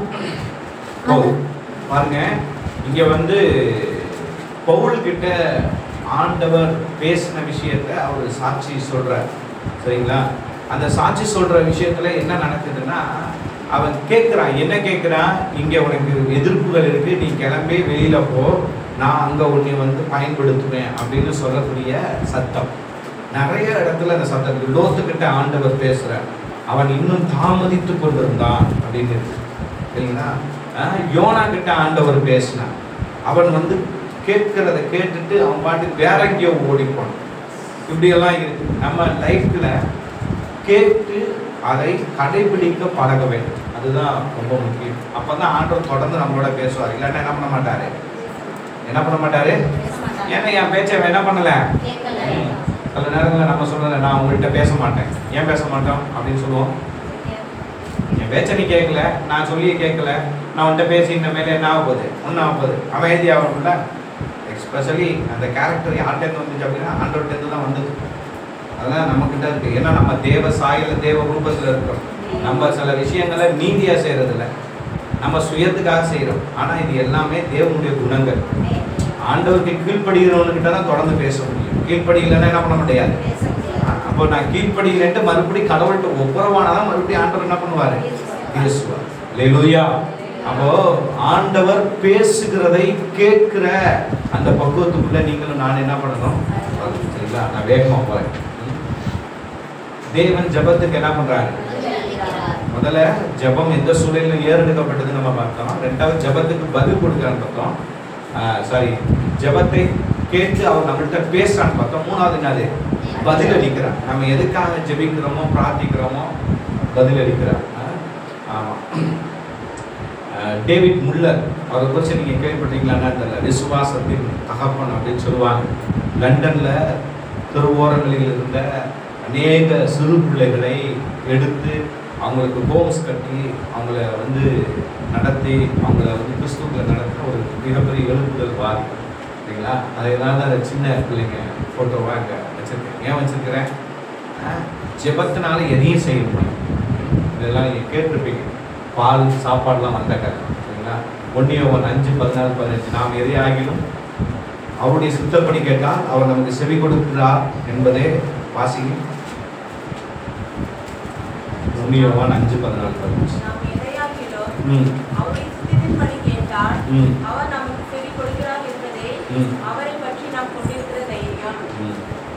நாம் எதை கேட்டாலும் அவர் நமக்கு செவி கொடுக்கிறார் என்றும் நாம் அறிந்திருந்தோமானால் அவரிடத்தில் நாம் கேட்டவைகளை நமக்கு ஒரு அறிவு இருக்கணும். அதாவது அறிவுன்னா என்ன அறிவுனா, நான் ஜெபிக்க போறேன், நான் ஜெபிக்கிறதை தேவன் எனக்கு என்ன பண்ண போறாரு, தருவா. நீங்கள் நிறைய பேர் ஜெபம் பண்ணிட்டு என்ன பண்ணுவாங்க அப்படின்னா தேவன் தருவாருங்கிறத நம்பவே ஆண்டவர்கிட்ட கேட்பாங்க. ஆண்டவரே இந்த கட்டி ஒட்டைய வேண்டும் ஆண்டவரே அப்படின்னு முந்திகால் போட்டு ஜெபம் பண்ணி கண்ணி விட்டு ஜெபம் பண்ணி வருவாங்க. வந்து முடிச்சோடனே சொல்லுவாங்க, இந்த கட்டி இன்னும் கல்லாவே இருக்கு, உடைய மாட்டேன், நாளைக்கு டாக்டர்கிட்ட போகணும் அப்படின்பா. அப்புறமேலு சுகர் எனக்கு குறையணும், நார்மலாக வேணும்னு ஜெபம் பண்ணுவாங்க. அப்புறமேல் நம்மகிட்ட சொல்லுவாங்க, எனக்கு சுகர் இருக்குங்க, குறையவே மாட்டேங்குதுங்க அப்படின்பா. குறையும் தான் ஜெபம் பண்ணியிருக்காங்க. ஆனால் இவங்க அறிக்கைறது என்ன தான் சொல்லுவாங்க, குறையவே மாட்டேன். அப்புறம் எப்படி குறையும், நான் ஜெபம் பண்ணிட்டேன் சுகர் குறைஞ்சிடும் அப்படின்னு தான் சொல்லணும். நான் ஜெபம் பண்ணியிருக்கேன் கட்டி என்ன பண்ணுது, கலைஞ்சிடும். நான் ஜெபம் பண்ணியிருக்கேன் எனக்கு இதெல்லாம் நடக்கும் அப்படின்னு சொல்லணும். ஆண்டவர்கிட்ட ஜெபம் பண்ணியாச்சுன்னா தருவாருங்கிறது நம்பணும், விசுவாசிக்கணும். அண்ணால் ஒரு நல்ல ஒரு ஆண்டவர்கிட்ட மனக்கேசம் கர்த்தர் செய்வார். அதே மாதிரி ஆண்டவர் உடனே செஞ்சார். பிள்ளை இல்லாத இருந்தவ பிள்ளை பெற்றார். பால் மறக்க கூட கொண்டாந்து கொடுப்பேன்னு சொன்னா கொண்டாந்து உடனே என்ன பண்ணாங்க. அப்போ ஜெபத்தினுடைய மேன்மை என்ன, தேவன் நமக்கு பதில் அளிக்கிறார். தேவன் நமக்கு என்ன பண்றாரு, என்ன பண்றாரு. பிள்ளைங்க எல்லாம் இருக்கீங்களா, பசங்கள்லாம் ஜெபிக்கிறவங்களா இருக்கும். ஜெபிச்சா என்ன நடக்கும், நடக்கும். பாருங்க பாஸ்டர் எனக்கு சம்பளம் கிடையாது, எனக்கு என்ன கிடையாது சொல்லுங்க, சம்பளம் கிடையாது. 1ஆம் தேதி ஆச்சுன்னா 10,000 வருமானம் வரும், இல்லை இவ்வளோ செலவு பண்ணிட்டு இவ்வளோ மிச்சப்படலாம், இவ்வளோ கடன் அடைக்கலாம் அப்படிலாம் நான் பிளானே பண்ண முடியாது. அப்படி நான் என்ன பண்ண முடியாது, பிளான் பண்ண முடியாது. எப்போ வருது எங்கே வருதுன்னு எனக்கு தெரியாது. அப்படிதான் ஆண்டு நடத்திட்டு இருக்கிறாரு சரிங்களா. எங்கள் சபையில் இருக்கிற மக்கள் நல்ல மக்கள், நீங்களாம் நல்ல மக்கள். நான் நினைக்கிறேன் அவங்க கொடுக்குற காணிக்க தசம பாவம் அதெல்லாம் யானை பசிக்கு சோட பொறி மாதிரி என் வண்டிக்கு பெட்ரோல் போடுறதுக்கே பார்த்தாரு சரிங்களா. குடும்பத்தை நடத்தணும், சபையை நடத்தணும், ஊழியம் செய்யணும், அங்கே போகணும் இங்கே போகணும். உண்மையே சொல்கிறேன், மாஸ்டர்கிட்ட கேட்டு பாருங்க, அவர் சொல்லிட்டாரான்னு எனக்கு தெரியல. சரிங்களா? எனக்கு சம்பளம் கிடையாது, பிளான் பண்ணவே முடியாது. சரிங்களா? இந்த வருஷம் என் பசங்களுக்கு 2 பேருக்கும் ஸ்கூல் ஃபீஸ் கட்டணும். டேட் வந்துருச்சு, பணம் இல்லை. டேடி ஸ்கூல் ஃபீஸ் கட்டணும் அப்படின்னு கட்டுவோம். ஜெபம் பண்ணி முடிச்சுட்டு எப்பா அவன் எங்கள் பசங்களோட தான் உட்காந்து நாங்கள் ஜெபம் பண்ணிட்டு சொன்னேன், எப்பா கிளம்புப்பா ஸ்கூல் ஃபீஸ் கட்ட போகலாம் அப்படின்னு என் பர்ஸை திறந்து காமிச்சேன். தம்பி அப்பாட்ட பணம் இல்லை, என்டி பணம் இல்லை, ஆனால் ஸ்கூலுக்கு என்ன பண்ணுவான்? ஏன்னா ஒரு ஃபோன் வந்துச்சு, ஒரு இந்த தஞ்சாவூர் திருவியாவில் இருக்கிற ஒரு சொல்கிறேன், நான் அவங்கள்ட்ட கேட்கல. அவனுக்கு தெரிஞ்சு ஃபஸ்ட்டு நான் ஸ்கூலுக்கு வந்துடுறேன், நீங்கள் பிள்ளைங்களை அனுப்பிச்சு வந்துடுங்க, ஸ்கூல் ஃபீஸ் கட்டுவோம். எவ்வளோ என்னன்னு கேட்கல, கட்டுவோன்னு சொன்னாங்க. போனோம், ஸ்கூல் ஃபீஸ் எவ்வளோன்னு கேட்டாங்க, பில்லு போட்டாங்க, கட்டணும். என் கையில் கூட பணம் கொடுக்கல, நேரம் அவங்க கையிலே பணம் கொடுத்தேன். பாரு, அப்பா கையில் பணமே இல்லை, ஸ்கூல் ஃபீஸ் கட்டியாச்சு. என்ன பண்ணியாச்சு? என்னன்னா இல்லைங்கிறத காட்டிலும் தேவன் செய்வாருங்கிற நம்பிக்கை ரொம்ப அது ஒன்றுமே இல்லாத எனக்கே செய்கிறார் அப்படின்னா, உங்களுக்கெல்லாம் ஒரு வேலையை கொடுத்து ஒரு தொழிலை கொடுத்து அதில் உங்களை ஆசீர்வதிச்சிருக்காரு அப்படின்னா உங்களுக்கு எவ்வளோ செய்வார்? நிறைய செய்வாரா, செய்ய மாட்டாரா? செய்வார். என்னன்னா விசுவாசம் வேணும். என்ன வேணும்? ஏன்னா ஆண்டவர்கிட்ட நான் கேட்டிருக்கிறேன், கேட்டதுனால அவர் கொடுப்பார், பதிலளிக்கிறார் என்கிறத அறிந்திருக்கணும். அந்த அறிவு வேணும், அறிதல், புரிந்து கொள்ளுதல். நீங்க நிறைய நேரம் அது இல்லை, பயம், எங்க நடக்காம போயிருமோ, எங்க வராம போயிருமோ. இல்லை, அந்த பயத்தை மேற்கொள்ளுகிறதுக்கு தான் பரிசுத்த ஆவியானவர் நம்ம கூட இருக்கிறார். அந்த பயத்தை மேற்கொள்றதுக்கு தான் துதிக்கணும், ஸ்தோத்தரிக்கணும் அப்படின்னு இருக்கு. அந்த பயத்தை மேற்கொள்றதுக்கு தான் தேவ வார்த்தை இருக்குது. இந்த வார்த்தை எப்படி இருக்கா? ஆவியா ஜீவனா இருக்கா. எப்படி இருக்குன்னா அந்த வார்த்தையை சொல்லணும். ஒரு முறை சொன்னா பத்தாது. என்ன பண்ணாது? ஒரு பழமொழி இருப்பாங்க, நீங்க நான் சொல்லும் போது சொன்னீங்க, இடிக்க இடிக்கதான் அம்மியும் தெரியாத மாதிரி இருக்கீங்க. இடிக்க அடிக்கதான் சொல்லுவாங்களா, இல்ல அடிக்க அடிக்கதான் சொல்லுவாங்க? அடிக்க அடிக்கதான் அம்மி. கல்லு அடியில் இருக்க கல்லு எப்போதான் நவருமா? ஒரு தேங்காய் பத்தி அடுப்புற வச்சு 2 அம்மி இல்லைல்ல. இந்த பழமொழி சொல்ல முடியாது. சுத்ததான் மிக்சி அரைக்கும். அம்மிக்கல் எல்லாம் கொஞ்சம் காமிங்க, பிள்ளைங்களுக்கெல்லாம் காமிங்க. இதுதான் அப்படின்னு அடிச்சா அடிக்கல்லு நவரும் பாருங்க. ஒரு அடியில நவராது, டம்மன்னு அடிச்சா அந்த அடியில நவருது. ஆனா அந்த ஆள், அந்த அடிக்கிற ஆள அம்மிக்கல் நவுத்த என்ன பண்ண முடியாது. ஜெபமும் அப்படிதான். தேவ வார்த்தைய சொல்லிக்கிட்டே இருக்கணும். நம்ம மனசு ஏத்துக்கவே தேவை. நம்ம அறிவு இதெல்லாம் நடக்கவே இல்லை, எப்படி உனக்கு நடக்கும்? இதெல்லாம் நடக்காது அப்படின்னு சொன்னோம். இல்ல இல்ல, வசமா சொல்லியிருக்கு, இது எனக்கு நடந்தே ஆகும். நம்முடைய யோசனைய, நம்முடைய புத்திய வேத வசனங்கிற அறிவாக மேற்கொள்ளணும். என்ன பண்ணணும்? சாய்ஸ் மேயர் அப்படிங்கிறவங்க சிந்தனையின் போர்க்களம் அப்படின்னு ஒரு புக் எழுதியிருக்காங்க. அந்த புக்கில் அவங்க சொல்கிறாங்க, அவங்க அவங்களுக்கு 6 பிள்ளைங்கன்னு நான் நினைக்கிறேன். டிவியில் அந்த காலத்தில் ரேடியோவில் பிரசங்கம் பண்ணுற, உங்கள் வீட்டில் இருக்கிற எல்லா வேலையும் முடிச்சுட்டு போவாங்க. வேகமாக சமைச்சு அவங்க ஹஸ்பண்டுக்கு வேலைக்கு அனுப்பிவிட்டு, பிள்ளைங்களை ஸ்கூலுக்கு அனுப்பிவிட்டு போமா, டைனிங் டேபிளில் கொண்டாந்து வைப்பாங்களாம். அவங்க வீட்டில் இந்த பெரிய வயசுலேருந்து சின்ன பிள்ளை வரைக்கும் இருக்கும். சரிங்களா? சட்னி எடுக்கிறேன்னு சட்னியை ஊற்றிடுமா, பிரெட் எடுக்கிறேன்னு பிரெட்டை கிலோ போட்டுருமா, தண்ணி எடுத்து ஊற்றுமா. இவங்க போயிட்டு இவங்களெல்லாம் அனுப்பிவிட்டு அங்கே போய் பிரசங்கம் பண்ணணும், ரேடியோவில் பிரசங்கம் பண்ணணும். அப்படியே பரன்னு இருப்பாங்க. தண்ணி அப்படி டம்ளர் தட்டி விட்டாச்சுன்னா நான்சென்ஸ், எப்படி ஊற்றுறப்பா, ஒழுங்காக ஊற்ற முடியாதா அப்படின்னு பிள்ளைங்க நீங்களாம் திட்டீங்களா? தண்ணி சிந்துச்சுன்னா, சாப்பாடு போடலன்னா, குளிக்கலன்னா, யூனிஃபார்ம் ஒழுங்காக போடலன்னா, அங்கே ஒருத்தவங்க கேட்பான், உள்ளாடா எங்கே இருக்கு, டை எங்கே இருக்கு, சாக்ஸ் எங்கே இருக்கு, இதெல்லாம் இங்கே இருக்க தெரியாதா, நேரத்தை எடுத்து வச்சிருக்கூடா. அவங்களும் அப்படி தான் செஞ்சாங்க. ஒன்றா சொன்னாங்க, ஜாய்ஸ் என்ன பண்ணிட்டு இருக்க அப்படின்னு ஆண்டு பேசினாங்க. அப்போ இதோட ஊழியர் போகணும், ரேடியோ ஸ்டேஷனில் மணிக்கு நான் போய் நிற்கணும், பிள்ளைங்கலாம் அப்படி பண்ணுறாங்க, பண்ணுறத பண்ணட்டும். அவங்க சொன்னாங்க, ஒரு கிளாஸ் தண்ணி அப்படி ஓடுனுச்சாங்க, தட்டி விட்டான டைனிங்கில் ஓடும்ல, ஓடும்போது சொன்னாங்க, நீ அந்த கிளாஸ் அப்படி ஒரு தண்ணி என்ன பண்ணு, ஓட விடு, தண்ணியை ஓடு. இதுக்காக நீ ஏன் டென்ஷன் ஆகிட்ட, கீழே விழுந்துருச்சு, தண்ணி என்னதான் பண்ணியாமா, ஓடி தான் தொடச்சிடலாம், ஓட விடு, இதுக்காக நீ டென்ஷன் ஆகாது, அமைதியாக போனால் அவங்களுக்கு புத்தி வந்துச்சு. இயல்பு நிலையை நம்ம என்ன பண்ண முடியாது, மாற்ற முடியாது. அவசரத்துல எல்லாத்துக்கும் ஏதாவது ஒன்று நடந்துட்டே இருக்கும். அதனால நம்ம சமாதானத்தையும் நம்ம விசுவாசத்தையும் என்ன பண்ணுவோம், அப்போ அந்த ஆவியானுடைய பிரச்சனை நமக்கு தேவை. அப்போ நம்ம வாழ்க்கையில நம்மளை சமாதான நிலைக்கு இருக்க விடாதபடிக்கு பல காரியங்கள் நம்மளை என்ன பண்ணிக்கிட்டே இருக்கிறோம், தடை பண்ணிக்கிட்டே இருக்கும். ஆனா அதை மீறி நம்ம செயல்பட வேண்டியது அவசியம். இல்லையா? அதுதான் அந்த விஷயம். ஏதாவது நம்ம கேட்டால் அது கொடுப்பாருன்றதை நம்பணும், அது செய்வாருங்க நம்பணும். நம்ம நினைச்ச மாதிரி நடக்காது, ஆனா சூப்பரா நடக்கும். அல்லேலூயா. ஆமா. ஜெபம் கர்த்தருடைய வார்த்தையை உள்ளடக்கியதாக நம்ம பண்ற ஜெபத்துல என்ன பண்ணணும் அப்படின்னா வேத வார்த்தை வரணும். என்ன வரணும் சொல்லுங்க? வேத வார்த்தைகள் வரணும். இன்னைக்கு நிறைய பேர் ஜெபம், நான் எங்கள் வீட்டில் எல்லாம் ப்ரேயர், ஃபேமிலி ப்ரேயர் வைக்கும் போது ஜெபம் பண்ணும்போது எனக்கு கவனிச்சுட்டே இருப்பேன், இதை செய்யக்கூடாதுன்னு. அப்போ நான் சொல்லுவேன், அம்மா நீ என் வயிற்று சொல்லுவேன், நீ 3 நிமிஷம் ஜெபம் பண்ணேன், 2 வசனம் தான் சொன்னேன் அப்படிங்க. எத்தனை வசனம் தான் சொன்னேன்?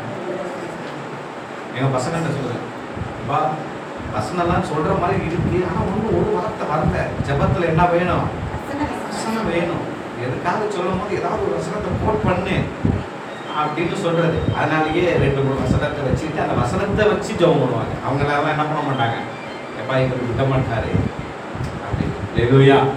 நம்முடைய ஜெபம் தேவ வார்த்தைகளினால் அலங்கரிக்கப்படும், சுய வார்த்தைகளினாலே அல்ல. நிறைய பேர் ஜெபம் பண்ணாங்க, ஒரு 50 அல்லேலூயா, ஒரு 50 ஸ்தோத்திரம், அப்புறம் இயேசுவின் நாமத்தில் ஆமென். இடையில என்ன பண்ணாங்கன்னே ஜெபம்ன்றது வேற வார்த்தைகள்னால இருக்கும். நீங்க ஒரு வேத பகுதி இருக்கு, நீங்க வேதாகமத்துல ஜெபித்த ஜெப வீரர்களுடைய ஜெபங்களை எல்லாம் எடுத்து பாருங்க, வேத வசனத்தை தான் ஜெபம் பண்ணியிருப்பாங்க. ஒரு வேத பகுதி வாசிக்கலாம். நெகேமியா 1வது அதிகாரம் 5வது வசனத்திலிருந்து 11வது வசனம் வரைக்கும் நம்ம முழுசாவே பார்க்கலாம். நெகேமியா 1:5 நான் வாசிக்கிறேன். பரலோகத்தின் தேவனாகிய கர்த்தாவே, உம்முடைய கற்பனைகளை கைக்கொள்ளுகிறவர்களுக்கு உடன்படிக்கையும் கிருபையையும் காக்கிற மகத்துவமும் பயங்கரமான தேவனே. பாருங்க, இவரு ஆண்டவருக்கு ஒரு அட்ரஸ் கொடுக்கிறார். நம்ம ஜெபம்ல மகாபரிசுத்தமான தேவனே, வானத்துக்கு பூமிக்கு ஆண்டவரே, ஜெபிக்கும் போது இப்படிதான் ஆரம்பிப்போம். அப்படிதான் நெகேமியாவை என்ன பண்றாரு, ஜெபிக்க ஆரம்பிக்கிறார். ஆனா இது ஜெபம் பண்ணக்கூடியது, இது என்னன்னா இது ஒரு வேத வசனம். எங்க இருக்கு அப்படின்னா, ஏன்னா நெகேமியா காலத்துல எதுதான் பைபிள்னா 66 புக்கு பைபிள் கிடையாது. நெகேமியா காலத்துல எத்தனை புத்தகம் பைபிள்? முதல் 5 புத்தகம் பைபிள். தோரான்னு சொல்லுவாங்க, நியாயப்பிரமாணம், அந்த 5 புத்தகம் தான் பைபிள். இப்போ நெகேமியா பைபிளை வச்சு தான் ஜெபம் பண்றாரு. உபாகமம் 10வது அதிகாரம் 17வது வசனத்தை எடுத்து வாசிங்க.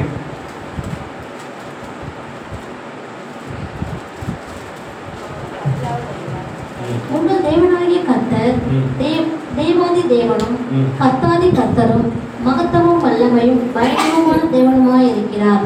அவர் பட்சபாதம் பண்ணுகிறவரும் அல்ல, பரிதானம் ஆகுகிறவரும் அல்ல.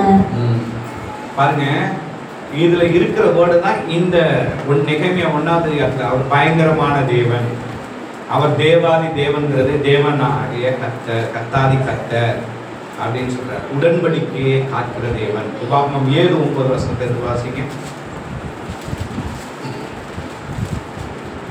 ஆகையால் உன் தேவனாகிய கர்த்தர் கர்த்தரே தேவன் என்றும், தம்மில் அன்பு கூர்ந்து தமது கற்பனைகளை கைக்கொள்கிறவர்களுக்கு அவர் 1000 தலைமுறை மட்டும் உடன்படிக்கையும் தயவையும் காக்கிற உண்மையுள்ள தேவன் என்றும்.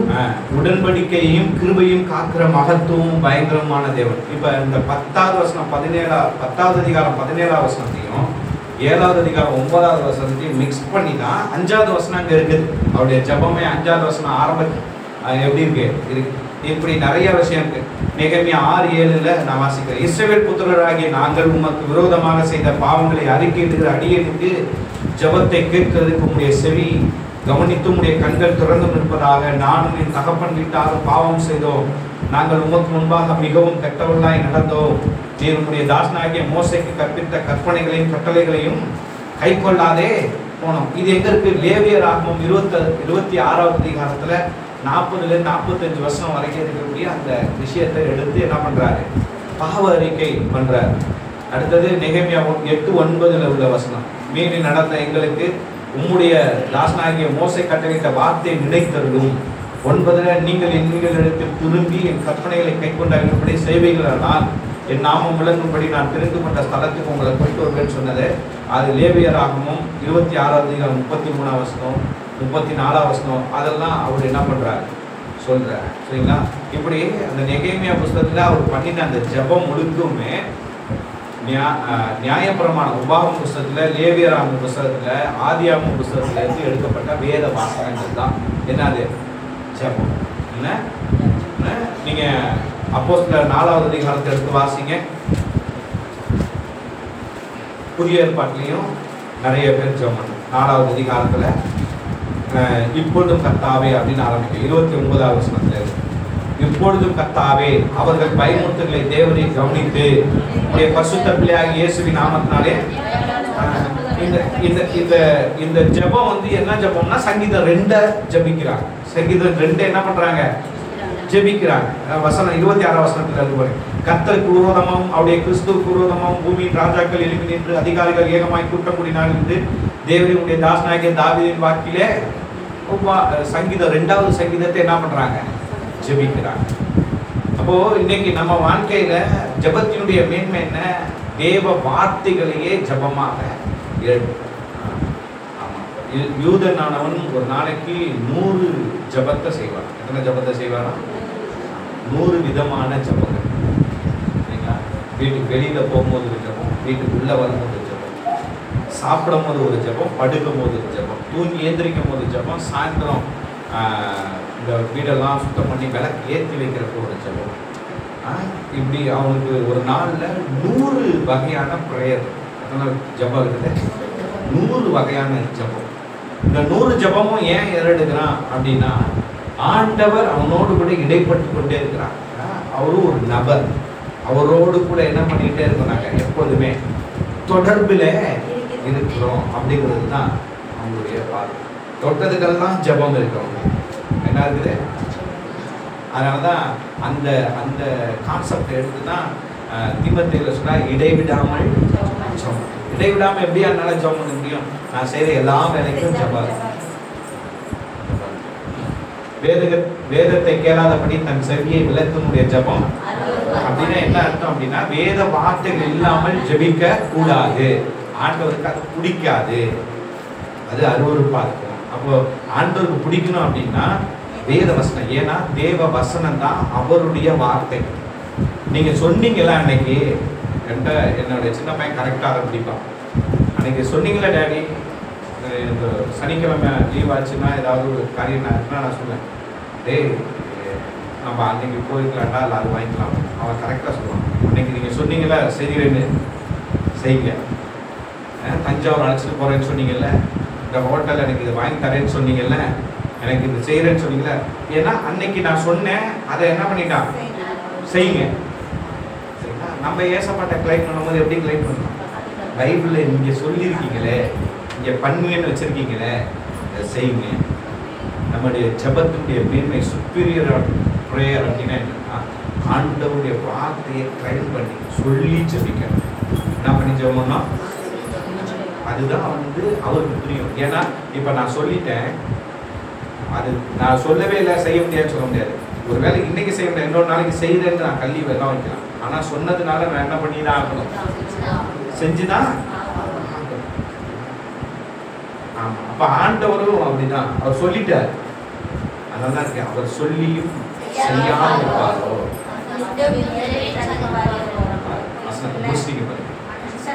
மனுஷன் அல்ல, மனப்புத்திரனும் அல்ல.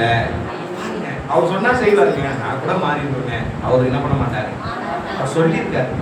அவர் சொன்ன வார்த்தை என்ன பண்ணுவார்,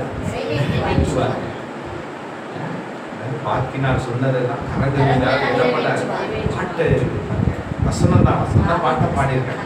அப்போ ஆண்டவர்கிட்ட நம்ம பேசும்பொழுது அல்லது ஜெபிக்கும் பொழுது என்ன பண்ணி தான் ஜெபம் பண்ணலாம். சூப்பர். எத்தனை மணிக்கு முடிக்கணும்? 2. ஓகே. இதெல்லாம் ஒரு பிக்சர். இதெல்லாம் வந்து இஸ்ரவேல் தேசத்துல யூதர்கள் இன்னைக்கு பண்ணி கொண்டிருக்க ஜெபம். எந்த நேரத்திலும் எந்த சூழ்நிலையிலும் என்ன பண்ணணும், சரிங்களா? ஜெபத்துக்கு நேரம் காலம் இல்லை. அதனால தான் இங்க சொல்லியிருக்கேன் 100 ஜெபம் சொன்ன பார்த்தீங்களா. இடைவிடாமல் ஜெபம் பண்ணுங்கள், ஸ்தோத்திரத்துடனே ஜெபத்தில். இது பழைய ஏற்பாடு, இது யூதர்களுக்குன்னு சொல்லக்கூடாது. ஆமா, பவுல் என்ன பண்ணிக்கிறாரு, நமக்கும் சொல்லி இருக்கிறாரு. நம்மளும் இடைவிடாமல் என்ன பண்ணணுமா, ஜெபிக்கணும். இடைவிடாமல் ஜெபம் பண்ண என்னன்னா, எல்லா வேலையிலுமே ஆண்டவரோடு தொடர்ந்து நான் என்ன பண்ணிக்கிட்டே இருக்கணும், பேசிக்கொண்டே கனெக்ஷன்ல இருக்கணும். என்ன பண்ணணும், கனெக்ஷன்ல இருக்கணும். பாருங்க, ஒரு 1-1:30 ஆச்சுன்னா என் வைஃப் கால் பண்ணிடுவோம். ஏன் சாப்பிட்டீங்களா, நைட் ஆச்சுன்னா எங்கேயாச்சும் வெளியூர்ல போயிட்டு எதாவது இருந்தா நைட் ஆச்சுன்னா சாப்பிட்டீங்களாப்பா, தூங்கிட்டீங்களா, கால் பண்ணிடுவோம். ஏன், அது ஒரு கனெக்ஷன், ஒரு தொடர்பு. சம்டைம் நான் சொன்னேன், சும்மா ஃபோன் அடிக்கிறோமா, இந்த செல்ஃபோனில் ஒரு கால் வந்து நான் அப்படி பிரசங்கம் பண்ணிக்கிட்டு போது இப்படி கட் பண்ணேன்னா யாரும் பேச மாட்டாங்க. ஆனால் மறுபடியும் கூப்பிடக்கூடிய ஒரே தைரியம் யாருக்கு மட்டும்தான் இருக்குங்க. நான் 3 முறை கட் பண்ணாலும் 4ஆம் முறை கூப்பிடுவான். நான் எடுத்து பேசுகிற வரைக்கும் என்ன பண்ணிட்டு தான் இருப்பான். நான் டக்குன்னு ஆன் பண்ணி விட்டு இருப்பேன். அடுத்து முடிஞ்சோடனே நான் ஏன் இத்தனை முறை கூப்பிட்டேன், நீங்கள் பேசுகிறேமா, எடுக்க முடியாத சூழ்நிலை இருந்தோம் பேசு. அது அவங்களுடைய பொசசிவ்னஸ் அப்படின்னு நீங்கள் என்ன சொல்லுன்னா, ஆண்டவருக்கும் உங்களுக்கும் அப்படிதான் இருக்கணும். அல்லேலூயா, அல்லேலூயா சொல்லுங்க. இதெல்லாம் வந்து நச்சரிக்கா இப்படி நினைக்கும் போது நான் சொன்னாரு, இந்த உறவை கொடுத்ததே இதுக்குதான்ப்பா, நீ என்கிட்ட இப்படி இருக்கணும், நச்சன்னு இருக்கணும். அல்லேலூயா, அவரை அமர்ந்திருக்க விடாதிருங்கள், சும்மா இருக்க விடாதிருங்கள்னு ஏசாயா சொல்றதை நம்ம பார்க்கணும். ஓகே, இது வந்து இஸ்ரவேல்ல இருக்கக்கூடியதான சோல்ஜர்ஸ். சரிங்களா, இஸ்ரவேல்ல இப்போ என்ன நடந்துட்டு இருக்கு, என்ன நடந்துட்டு இருக்கு, சண்டை நடக்குது. சமீபத்தில் அவங்களுக்கு கூடார பண்டிகைன்னு ஒரு பண்டிகை கொண்டாடினாங்க. சரிங்களா, அந்த பண்டிகையில் கிட்டத்தட்ட லட்சத்துக்கும் அதிகமான ஜனங்கள் கூடி வந்து அந்த ஃபங்க்ஷனில் ஆசரித்திருப்பாங்க. இதில் வந்து இஸ்ரேலிய சோல்ஜர்கள். சரிங்களா, இவங்களுக்கெல்லாம் வயசு எத்தனை வயசு அப்படின்னா, அக்னி பார்த்துன்னு இப்போ மோடி கொண்டு வந்தார் பார்த்தீங்களா, 16 வயசுலேருந்து 21 வயசு வரைக்கும் இருக்கிறவங்களுக்கு என்ன உண்டு வரணும் அப்படின்ட்டு. இந்த அக்னி பார்த்தெல்லாம் இங்கே கொண்டு வரல, அது அமெரிக்காவில் பல நாடுகளில் இருக்குது.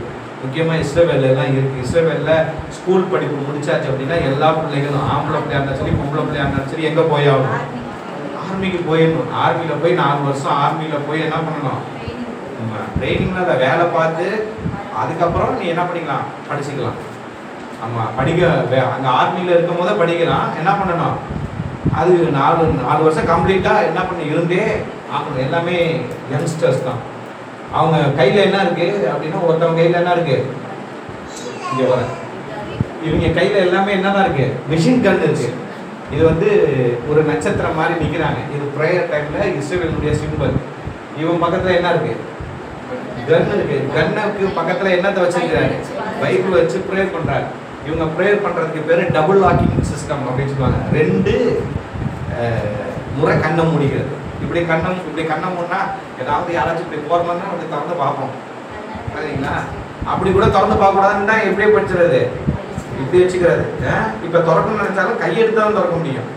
என்ன பண்ண முடியும், ஆமாம், நம்மளுக்கு இந்த மாதிரி சர்ச்சில் இப்படி ஜெபம் பண்ணுதுன்னு சொல்லி கொடுக்கும். கண்ணு மேலே கையை வச்சு மூடி என்ன பண்ணுங்க, அங்கே பாருங்க, அங்கே ஒருத்தர் அதான் அந்த அழுகையின் சுவர், அதை முட்டு கொடுத்து என்ன பண்ணிட்டு இருக்காரு. இவங்க என்ன பண்ணுறாங்க, கூடி கிட்டார் வச்சு பாடி ஆராதிச்சு துதிச்சுட்டு இருக்காங்க. ஒரு கையில் கன் இருக்குது, ஒரு கையில் மியூசிக் இன்ஸ்ட்ருமெண்ட்ஸ் இருக்குது. ஒரு கையில் கன் இருக்குது, ஒரு கையில் பைபிள், ப்ரேயர் பண்ணுற பைபிள். எல்லாருமே ஜபத்துக்கு நேரம் நிறைய இவங்களெல்லாம் காமிக்கணும்னா வேற யாரையும் காமிக்க முடியல. திருச்சபைக்கு யாரை தான் காமிக்கணும்னா ஒரு மாம்சத்துக்குரிய இஸ்ரவேலனை தான் நான் காமிக்க வேண்டியது. ஏன்னா கிறிஸ்தவன் யார் இருக்கா அப்படின்னா யாருமே இல்லை. இதெல்லாம் ஜெபிக்கிற ஜபம்லாம் இல்லாமல் போயிடுச்சு. அல்லேலூயா, கர்த்தர் நல்லது. இதெல்லாம் பார்க்கும்போது நம்ம வாழ்க்கையிலையும் நம்ம எந்த சூழ்நிலையும் எந்த நேரத்திலையும் ஜெபம் இஸ் இம்பார்ட்டன்ட், வேத வார்த்தை இம்பார்ட்டன்ட். எனக்கு அது இல்லாமல் வேற எதுவுமே கிடையாது அப்படின்றது பிக்சர் சொல்கிறேன் இல்லைங்களா. ஓகே, நான் இங்கே ஒரு படமுடைய மனுஷன் இல்லை. ஒரு ஜெபம் பண்ணும்போது ஒரு யூதன் இந்த மாதிரியான அலங்கரிப்புகளை எல்லாம் அலங்கரிச்சிருப்பார், ஜெபத்துக்கான உபகாரம். ஓகே, யாத்ராகம புஸ்தகம் ஒரு வசனம் மட்டும் வாசிங்க. யாத்ராகம புஸ்தகத்தில் ஒரு வசனத்தை வாசிங்க. என்னாம புஸ்தகத்தில் 15 வசனம், அதில் ஒரு வசனத்தை வாசிங்க. யாத்ராகமம் 13:9 வாசிங்க. ஒரு ஆள் கர்த்தரின் நியாயப்பிரமாணம் உன் வாயில் இருக்கும்படிக்கு இது உன் கையிலே ஒரு அடையாளமாகவும் உன் கண்களின் நடுவே நினைப்பூட்டுதலாகவும் இருக்க கடவுது. பலத்த கையினால் கர்த்தர் உன்னை எகிப்திலிருந்து புறப்பட பண்ணினார். கர்த்தருடைய வார்த்தை எங்க இருக்குமா? வலது கையிலையும் 2 நெற்றி, அதாவது 2 புருவத்துக்கு கண்களுக்கு நடுப்பறைய என்ன பண்ணணும் இருக்கணும். அது பாருங்க, கர்த்தருடைய வார்த்தை எங்க இருக்குதுன்னா வலது கையில ஆக்ஸ்ல கட்டிட்டார். 2 நெத்திக்கு நடுப்பற ஒரு பாக்ஸ் மாதிரி வச்சு கட்டிட்டார். ஏன்னா அவங்க 15 வாசிங்களேன், 15:38 நீ வழிவு போகிற ஜனம் இருக்கிறாரு. நீ இஸ்ரவேல் புத்திரரிடத்தில் பேசி அவர்கள் தங்கள் தலைமுறை தோறும் தங்கள் வஸ்திரங்களின் ஓரங்களிலே தொங்கல்களை உண்டாக்கி. போதும், நீங்க அது மீதியை படிங்க. இந்த இது வஸ்திரம், வஸ்திரங்களின் ஓரங்கள் என்ன இருக்கு? தொங்கல். இதெல்லாம் உண்டாக்கி நீ என்ன பண்ணணும்? ஜெபம் பண்ணணும். சரிங்களா? மத்தேயு 23:5 உங்கள் காப்பு நாடாக்களை அகலமாக்கி அப்படின்னு சொல்லுவோம். காப்பு நாடா அப்படின்ற ஒரு வேர்டு. சரிங்களா? இதுக்கு எல்லாத்துக்குமே ஒரு வேர்டு இருக்கு. காப்பு நாடா அப்படின்னா டிப்ளின் அப்படின்னு சொல்லுவாங்க. அதுதான் இந்த காப்பு நாடா தான் இந்த கையில் என்ன பண்ணியிருக்காங்க? சுற்றிருக்காங்க பார்த்தீங்களா? ராப் பண்ணியிருக்காங்க. இது பேர் காப்பு நாடா. அடுத்தது ஜப வஸ்திரங்கிறது இந்த ஷால். ஜித்துங்கிறது அந்த தொங்கு. அவன் கையில் வச்சிருக்கிறது பைபிள் கிடையாது, சித்தூர் அப்படின்ற வேத வசனம் அடங்கிய ஜப புத்தகம். நான் பின்னாடி போறேன் பாருங்க. இது வந்து தோராதான் உங்களுக்கு இருக்கும். ஆனா இது வந்து எந்தெந்த நேரத்துல என்னென்ன ஓய்வு நாள்ல எப்படி ஜபிக்கிறது, வேலைக்கு போகும்போது எப்படி ஜெபம் பண்றது, வேலையில் இருக்கும்போது எப்படி ஜெபம் பண்றது, ஜப காரியம் அவங்க எல்லாருமே அதை ஊற்றிப்பாங்க. நெத்தியில மாட்டிருக்காங்களா, கையில சுத்திருக்காங்களா, ஜபத்துக்கான உபகரணங்கள் இருக்கு. இது எல்லாமே எதைதான் அடையாளப்படுத்துது? இது எல்லாமே எதைதான் அடையாளப்படுத்துதுன்னா வார்த்தையை அடையாளப்படுத்துது. இதை அடையாளப்படுத்துது. இதெல்லாம் இப்போ நம்ம கட்டிக்கணுமா அப்படின்னு இதெல்லாம் கட்டிக்க வேண்டாம். சரிங்களா? இதெல்லாம் வேண்டாம். இதெல்லாம் இதுக்காக இயேசு கிறிஸ்து சிலுவையில் எல்லாத்தையும் முடிச்சிட்டார். இப்போ என்னன்னா வார்த்தை நெத்தியிலையோ கையிலையோ அதாவது தொங்கல்லையோ அல்ல, உங்க இருதயத்துல. அப்போ இப்போ நான் இங்கே போட்டிருக்கேன் அவங்கள பார்த்ததுனால இன்றைக்கு நமக்கு ஜபத்துக்கான உபகரணங்கள் என்னென்ன அப்படின்னா, ஜபிக்க போறேன் அப்படின்னா கையாடிட்டு வரக்கூடாது. ஜபிக்க போகும்போது அல்லது சபைக்கு போகும்போது என் கையில் ஒரு உபகரணம் இருக்குன்னா அது என்ன உபகரணம்? வேதம். அடுத்தது நோட்டு, ஒரு பேனா, ஒரு நல்ல பாட்டு புத்தகம், இதெல்லாம் வேணும். அடுத்தது இன்னைக்கு 12வது மாதம். ஒவ்வொரு மாதமும் உங்கள் சபையில் வாக்குத்தத்த ஆராதனை இருக்கா? 12 மாதமும் 12 வாக்குத்தத்தத்தை சொல்ல சொல்லிடுவீங்க டக்கு டக்குன்னு. ஏன்னா அந்த வாக்குத்தத்தங்களை ஒரு நோட்டில் எழுதணும். ஜனவரி மாதம் இந்த பிப்ரவரி மாதம். ஏன்னா இப்போ எழுதுனீங்கன்னா இந்த 12 மாதத்துல இப்போ கடைசி நாளில் உட்காந்து ஜாப் பண்ணும்போது இந்த வாக்குத்தத்தை இந்த மாதம் இந்த வாக்குத்தத்தை கொடுப்பீங்களான்ற இந்த வாக்குத்தத்தை என் வாழ்க்கையில் நிறைவேற்றா நடக்கிறதுல அப்போ இதுக்காக செய்யணும். எழுதி வைக்கணும். வேத வார்த்தை எழுதிடும். அவன் எழுதி வைக்க முடியாதனால ஆண்டவர் கையில் தலையில் அங்கே எங்கே மாட்டி கட்டி என்ன பண்ணு அடையாளமாக வச்சுக்கோ. இன்னைக்கு நமக்கு என்ன அடையாளம் இருக்கு? இதெல்லாம் நம்ம செய்யணும். வசனங்கள் வந்துச்சு அப்படின்னா ஒரு வசனம் இன்னைக்கு பேசுறேன். ஒவ்வொரு வாரமும் திருச்சபையில் பேசுகிறேன். அதை குறிப்பு எடுத்து அதை வீட்டில் போய் வச்சு அதை தியானிச்சு அதை உங்கள் வாழ்க்கையில் ஜபமாக்கி அந்த ஜபத்தை உங்கள் வாழ்க்கையில் அபியாசப்பட்டு செயல்படுத்தும் போது தான் ஆசீர்வாதம். அப்போது ஜபத்துக்கான உபகரணம் வேணும். வேத வார்த்தைகளை நினைவு கொள்ளுகிறதுக்காக நீங்கள் என்னென்னலாம் வச்சுக்கிறீங்களோ அதுதான் என்னது உபகாரம். இப்போ நீங்கள் ஜப வஸ்திரம் வாங்க அதெல்லாம் நமக்கு என்ன பண்ண கிடையாது, தேவை கிடையாது. இது மாதிரி ராக்கெட் செஞ்சு புறா சொல்லி விட்டுற வேண்டியதான்.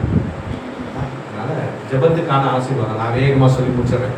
ஓகே, இப்படி நீங்கள் ஜெபம் பண்ணீங்க அப்படின்னா என்ன நடக்கும் அப்படின்னா ஆசீர்வாதம். எஸ்தர் புஸ்தகத்தில் மொர்தெகாய்கிட்ட ஒரு மொர்தெகாய் வந்து ஒரு ட்ரெஸ்ஸை போட்டு நிற்பார். அப்போது மொர்தெகாய் இளநீலமும் வெள்ளையுமான ராஜ வஸ்திரம் தரித்து வஸ்திரமும் பெரிய பொன்முடியும் பட்டு ரத்தாம்பரம் அணிந்தவனாய் ராஜாவிடத்திலிருந்து புறப்பட்டான். சூசான் நகரம் ஆர்ப்பரித்து எஸ்தர் புஸ்தகம் வெரி ஸ்பெஷல் புஸ்தகம். ஜபங்கிற வார்த்தையே இல்லாமல் ஜபாங்க நடந்துச்சு. எஸ்தர் புஸ்தகத்தில் என்ன கிடையாது, ஜபங்கிற ஒரு வேர்டு கூட என்ன கிடையாது. அது போல கர்த்தர் தேவன் அப்படிங்கிற ஒரு வேர்டே கிடையாது. கதை புத்தகம் மாதிரி இருக்கும். இது ரெண்டுமே மறைஞ்சிருந்தது, அங்கே செயல் மட்டும் இருந்துச்சு. அங்கே உபவாசங்கிற ஒரு வார்த்தை தான் இருந்தது. ஜபங்கிற வார்த்தை கிடையாது. தேவனை நோக்கி கர்த்தரை நோக்கி ஜெபித்தார்ங்கிற வார்த்தை கிடையாது. ஆனால் அங்கே ஒரு காரியம் வந்து யூதருக்கு நடக்க இருந்த அந்த மோசமான முடிவை மாற்றி யூதருக்கு ரட்சிப்பு. ஜெபத்தினுடைய வெற்றி என்ன? ஒரு அலங்காரமான உடையாக இளநீலமும் வெள்ளையுமான ராஜவஸ்திரம், பெரிய பொன்முடி, கிரீடம், ரத்தாம்பரம் அணிந்தவனாய். ரத்தாம்பரம்னா அந்த கலர் தான், பர்பிள் கலரை தான் என்னன்னு சொல்லுவாங்க பைபிள்ல, ரத்தாம்பரம். சரிங்களா? அதனால அந்த கலர் போடுறது. ஓகே, இப்போ இந்த காரியத்தை நம்ம லைஃப்ல வச்சிருக்கோமா அப்படிங்கிறத நான் பார்க்க விரும்புகிறேன். ஏன்னா நம்ம 15வது அதிகாரத்தில் வாசிக்கல தொங்கல், அந்த தொங்கல் இதுதான். அந்த தொங்கல் வந்து வெள்ளை நூலும் ஒரு இளநீல நூலும் சேர்ந்து என்ன பண்ணணும், தொங்கல்கள் உண்டாகும். சரிங்களா? இந்த தொங்கல்கள் என்ன அப்படின்னா, இன்னைக்கு நம்ம கையில் பைபிள் வந்து சைஸாக இருக்கு இல்லையா? இங்கே ஒரு பைபிள் இருக்கு பார்த்தீங்களா? இது வந்து காம்பாக்ட் பைபிள், மூடி வச்சுக்கலாம். ஒவ்வொருத்தவங்க ஒரு சைஸ் இருக்குது. இது அழகாக நம்ம பேக் பண்ணிட்டு ஆதி நாட்களில் பைபிள் ஸ்க்ரால் இருந்துச்சு. அவங்க எங்கே தூக்கிட்டு போக முடியாது, எல்லாருக்கிட்டையும் கிடையாது. அப்போது பைபிளில் பார்க்கணும் அப்படிங்கிறதுக்காக பைபிளுக்கு தேவையான அந்த வசனத்துக்கு தேவையான முடிச்சுகளை சுத்துக்களை வச்சு தொங்கல்களை ரேப் பண்ணியிருந்தாங்க. சரிங்களா? அந்த கையில எல்லாம் இப்போ கலர் கலராக கட்டிக்கிட்டு இதெல்லாம் வச்சுருக்காங்களா? இதெல்லாம் எங்கேருந்து வந்துச்சுன்னா இங்கேருந்து தான் வந்துச்சு. 5 முடிச்சுகள் இருக்கும், 7 நூல்கள், வெள்ளை நூல்கள் இருக்கும், ஒரு இளநீல நூல் இருக்கும், ஒவ்வொன்றுக்கும் ஒரு கவுண்டிங் இருக்குது. இதெல்லாம் சுற்றினா தோராவை ஞாபகப்படுத்துவாங்க. நியாயப்பிரமாண புஸ்தகத்தை என்ன பண்ணுவாங்க, ஞாபகப்படுத்துவாங்க. இப்போ இந்த தொங்கல்னா உங்களுக்கு என்ன ஞாபகம்னா நூல் ஞாபகம் வராது. இது என்னது? தேவனுடைய வார்த்தை அப்படின்னு என்ன பண்ணும், ஞாபகம்.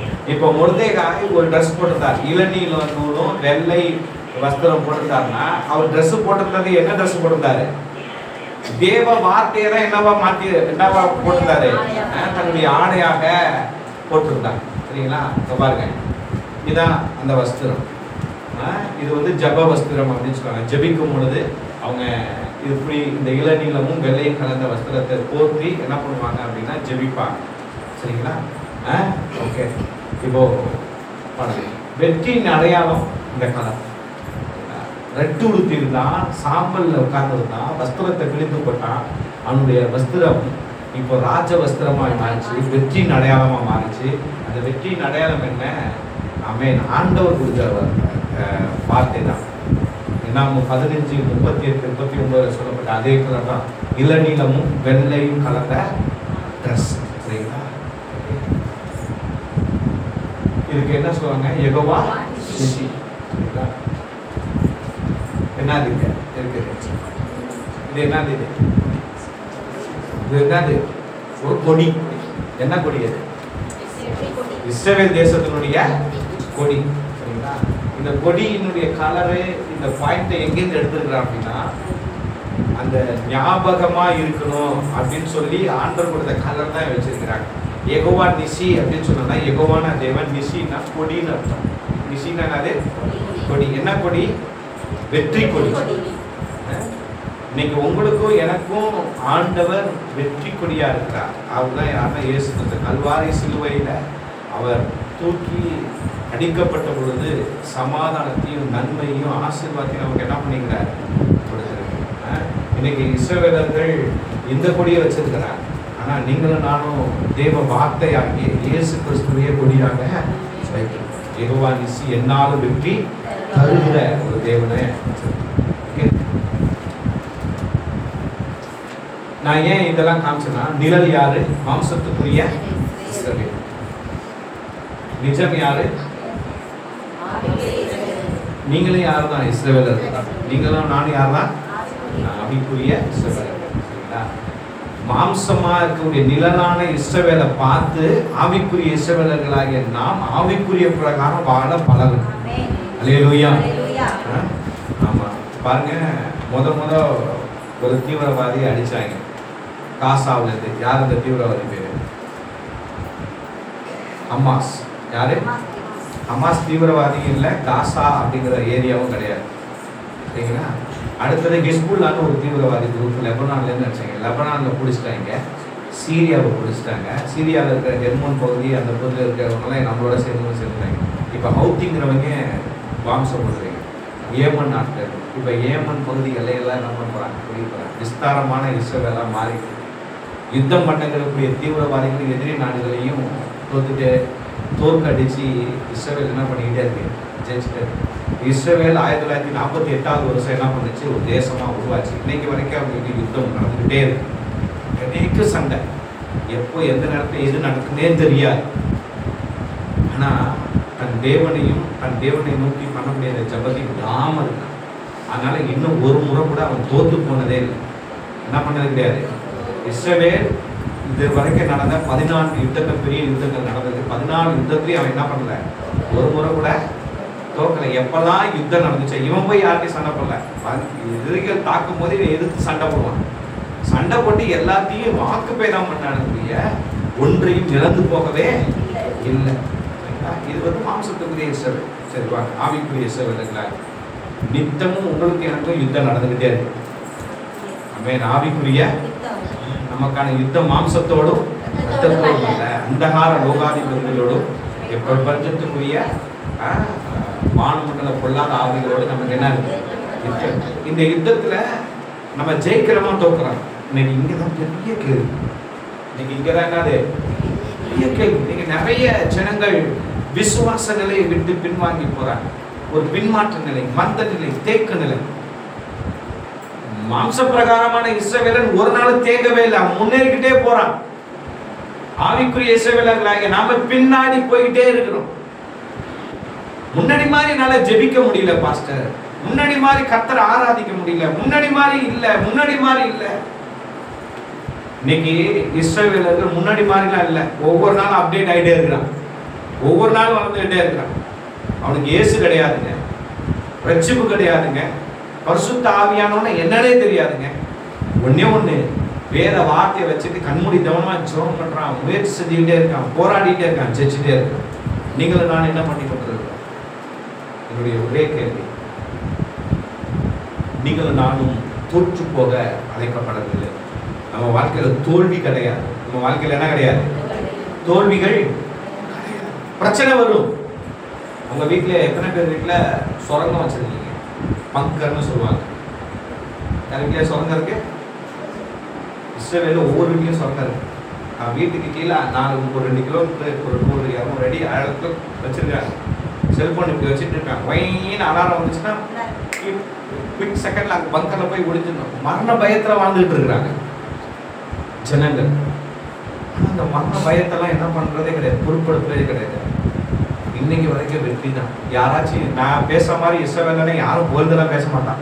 யாராச்சும் நீங்க நியூஸ்லாம் பாருங்க, இஸ்ரவேல் அதை பண்ணிச்சு இதை பண்ணிச்சுன்னு அப்படியே ஒரு மாதிரி குற்றவாளி மாதிரி பேசுறேன். ஏன்னா ஜெயிக்கிறவனை பார்த்தா எனக்கு என்னால ஒரு பொறாமை செய்யும். உங்களுக்கு எனக்கு பங்கர்ல மரண பயம்ல ஒண்ணுமே கிடையாது. ஆனா நம்ம வாழ்க்கையில தோற்றுக்கொண்டே தோல்வியை ஒத்துக்கொண்டே ஆகும். ஆனா நம்ம மைண்ட்ல வரும், நான் தேவனோடு பேசுகிறவன், அதிகாரத்துக்கெல்லாம் அதிகாரமுடைய கர்த்தரிடத்தில் பேச அழைக்கப்பட்டவன். என் வாழ்க்கையில எத்தனை யுத்தங்கள், நெருக்கங்கள், போராட்டங்கள் வந்தாலும் வரட்டும்னு சொல்லுங்க. வந்தாச்சு அப்படின்னா என் எல்லா பேருக்கும் என்னை ஆண்டவர் உயர்த்துவார், ஆசீர்வதிப்பார், பெருகப்படுவார். ஒருவனை எதிர்த்து பேச முடியாது, ஒருவனும் சண்டை போட முடியாது. நீங்க இஸ்ரவேலை நீங்க நினைச்சீங்க அப்படின்னா நம்ம லைஃப்பை நினைக்கணும், நம்ம வாழ்க்கையை நினைக்கணும். அதுக்காக நான் இவ்வளவு விஷயங்கள் சொல்லுவேன். ஜெபத்தினுடைய மேன்மையில நான் சொல்லி கடைசியாக முடிக்கிறேன். பிரேயர் அப்படிங்கிற ஒரு காரியத்துல ஒவ்வொரு கிறிஸ்தவர்களும் இஸ்ரவேலை என்ன பண்ணணும்? இன்னைக்கு கடைசி நாட்கள், இன்னைக்கு நம்மளுடைய அப்டேஷன் என்ன, இந்தியாவில் என்ன நடக்குதுங்கிறத காட்டிலும் இஸ்ரவேல் தேசத்தில் என்ன நடக்குதுன்னு நீங்க கேள்விப்படுங்க. அது உங்க லைஃபோட கமிட்மெண்ட் ஒப்பிட்டு பாருங்க. சரிங்களா? இதை நம்ம பார்த்தோம்னா ஒவ்வொரு இஸ்ரவேலரும் நம்மளை பார்க்க ஆரம்பிப்போம். என்ன போட்டிருக்கேன்? ஒவ்வொரு இஸ்ரவேலர்களும் நம்மிடம் கிறிஸ்துவை பார்க்க வேண்டும். ஏன்னா அவங்கள்ட்ட கிறிஸ்து கிடையாது.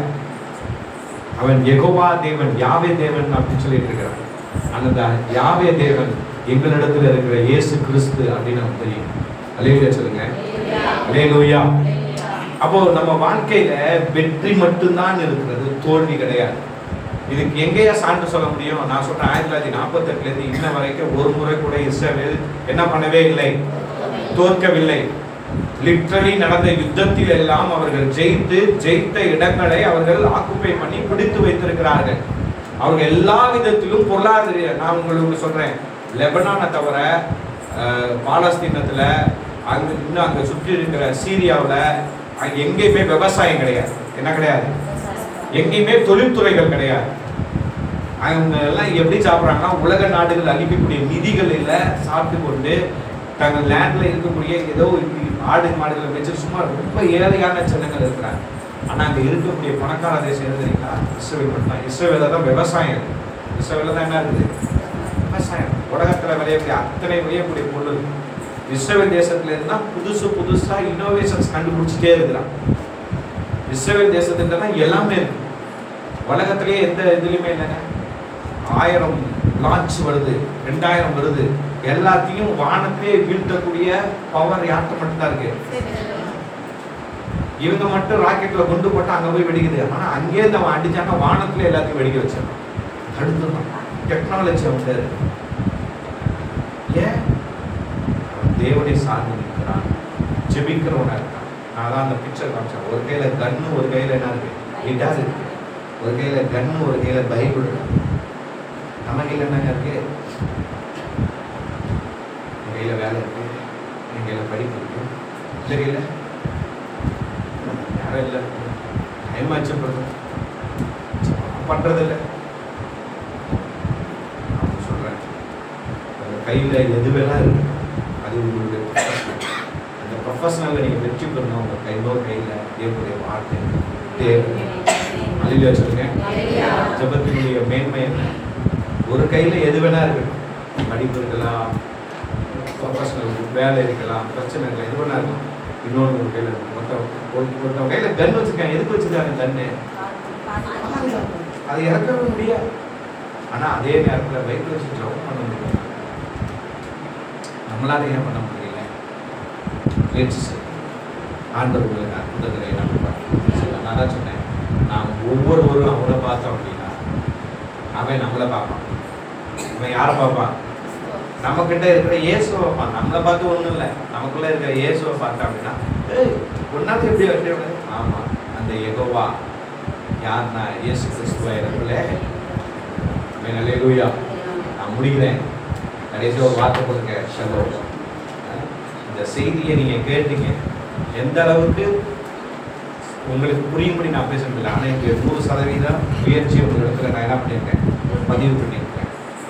நான் கிட்டத்தட்ட ஒரு 1.5 மணி நேரம் நான் பேசியிருக்கிறேன். முழுக்க உங்கள் மைண்டில் நின்றுனாலும் உங்களுக்கு மைண்டில் நிற்கக்கூடிய விஷயங்களை வைத்து தியானி ஜெபிக்காது. ஒன்று தான், ஜபம் ஏறெடுக்கப்பட்டு கொண்டே இருக்கும் பொழுது ஜபத்தை ஒருவர் கேட்கிறார், அதற்கு அவர் பதில் தருகிறார். அப்போ நம்முடைய ஜபம் வேத வசனங்களோடு இருக்க வேண்டும்.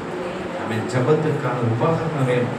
நான் ஜெபிக்கிறேன்னா இன்னைக்கு என்ன ஜெபிக்க போறேன், ஏன் ஜெபிக்க போறேன், எதை வச்சு ஜபம் பண்ண போறேன்? ஜபத்தில் வார்த்தை இருக்கணும், வசனம் இருக்கணும். சரிங்களா? ஒருத்தரை நம்ம பார்க்கணும்.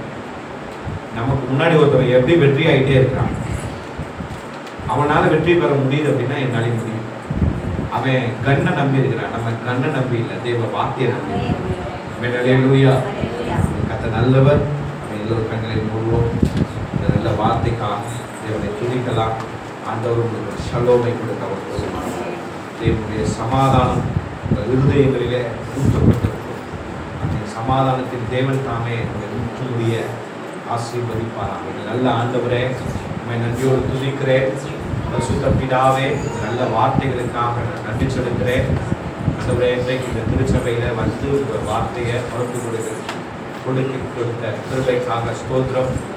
இந்த மேன்மை எங்கள் வாழ்க்கையில் எல்லா சூழ்நிலையிலும் எல்லா நேரத்திலையும் தேவ வசனத்தை கொண்டு ஜெயிக்க கிருபைக்காக நாங்கள் ஜெயிக்கிறவர்களாக விசுவாசத்தில் இன்னும் முன்னேறி கடந்து போகிறவர்களாக காணப்படும் உதவி செய்யும். தொடர்ந்து நீங்கள் நடத்துங்க.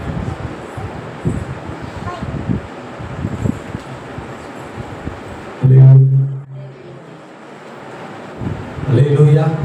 கர்த்தருடைய நாமம் மகிமைப்படுவதாக. ஒரு நல்ல ஆராதனை கேட்டோம், ஆராதனை கலந்து கொண்டோம், நம்மளும் ஆராதித்தோம். அதே போல் தேவனுடைய வார்த்தை இன்னொரு தடவை நான் என்ன செய்ய போகிறேன், பாஸ்டர் அழைக்க போகிறேன். இதில் ஃபுல்லாகவே ஜெபத்தினுடைய மேன்மை, நம்ம ஜெபத்தில் எதுக்காக ஜெபிக்கணும், ஏன் ஜெபிக்க வேண்டும், அதுக்கு தேவையான உபகரணங்கள் எல்லாத்தையும் ஓரளவு தான் சொல்லியிருக்காங்க. அல்லேலூயா சொல்கிறோம். இதை இன்னொரு நாளைக்கு நம்ம அதை செய்வோம். நல்ல யாராருக்கு புரிஞ்சது நல்ல டீப்பாக புரிகிற அளவுக்கு தான் மெதுவாக தான் இருக்குது. பிரசங்க இதெல்லாம் வரல, இங்கே டீச்சிங், இது டீச்சிங் தான். அப்போ பிரசங்கன்ற மேலே ஒரு தலைப்பு, அப்புறம் 2-3 காரியங்கள், அடுத்து முடிவுரைன்னு போடுவேன். இது அப்படி இல்லை. நம்மளோட ஜெபத்தில் நடத்துவதற்கு தேவையான காரியங்களை நல்லா புரிகிற மாதிரி இன்னைக்கு நம்ம பரிசுத்த ஆவியானவர் பாஸ்டர் மூலமாக நமக்கு அருள் செய்திருக்கிறார். கொஞ்சம் அப்படியே கண்களை மூடி ஜெபம் பண்ணுவோம். ஆண்டவரே ஸ்தோத்திரையா, துதிக்கிறையா, துதிக்கிற ஆண்டவரே ஆராதனை நடத்தின பாஸ்டர் ஆண்டவரே சொல்கிறோம். காலை பாஸ்டருக்காக, அவங்க ஆண்டவரே துணைவியருக்காக, பிள்ளைக்காக விசேஷமாக ஜெபிக்கிறோம். தேவ கரத்தில் அர்ப்பணிக்கிற ஆண்டவரே, உங்களுடைய பிள்ளையை வல்லமையாக எடுத்து பயன்படுத்துவதற்காக ஸ்தோத்திர ஆண்டவரே. தொடர்ந்து உடைய கிருபை உடைய பிள்ளைகளை சூழ்ந்து கொள்ளும்படியாக ஜெபிக்கிற ஆண்டவரே, தேவ வசனத்தை கொடுத்த ஆண்டவரே, மாஸ்டர் பகவதிபால் அவர்களுக்காக விசேஷமாக ஜெபிக்கிறோம். ஒரு துணைவியருக்காக, 2 பிள்ளைகளுக்காக விசேஷமாக ஜெபிக்கிற ஆண்டவரே, தேவ கரத்தில் ஆண்டவரை அர்ப்பணிக்கிறோம். நீங்கள் ஆளுகை செய்யுங்க ஆண்டவரே, நீர் எடுத்து பயன்படுத்துகிற பாத்திரம் ஆண்டவரே, நாங்கள் தமிழில் மட்டும்தான் தெரியும்.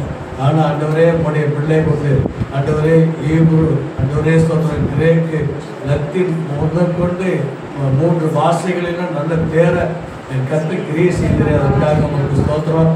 வேதத்தின் ரகசியத்தை ஆண்டவர் நம்ம எளிமையாய் சொல்லிக் கொடுக்குற ஆண்டவரே, அந்த தாளத்துக்காக விசேஷமாக நாங்கள் கர்த்தரை ஸ்தோத்திரிக்கிறோம். தொடர்ந்து நீங்கள் ஆசீர்வதிங்க ஆண்டவரே. வந்திருக்கிறதான உங்களுடைய பிள்ளைகளுக்காக விசேஷமாக நாங்கள் ஜெபிக்கிறோம் ஆண்டவரே.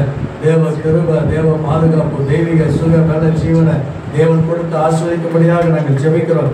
இன்றைக்கு கற்றுக்கொண்டு ஆண்டவரே சொல்கிறோம், இந்த வார்த்தைகள் ஆண்டவரே சொல்கிறோம், இவர்கள் இருதயத்தில் கர்த்தாவே தேவன் எழுதும்படியாக நாங்கள் ஜெபிக்கிறோம்.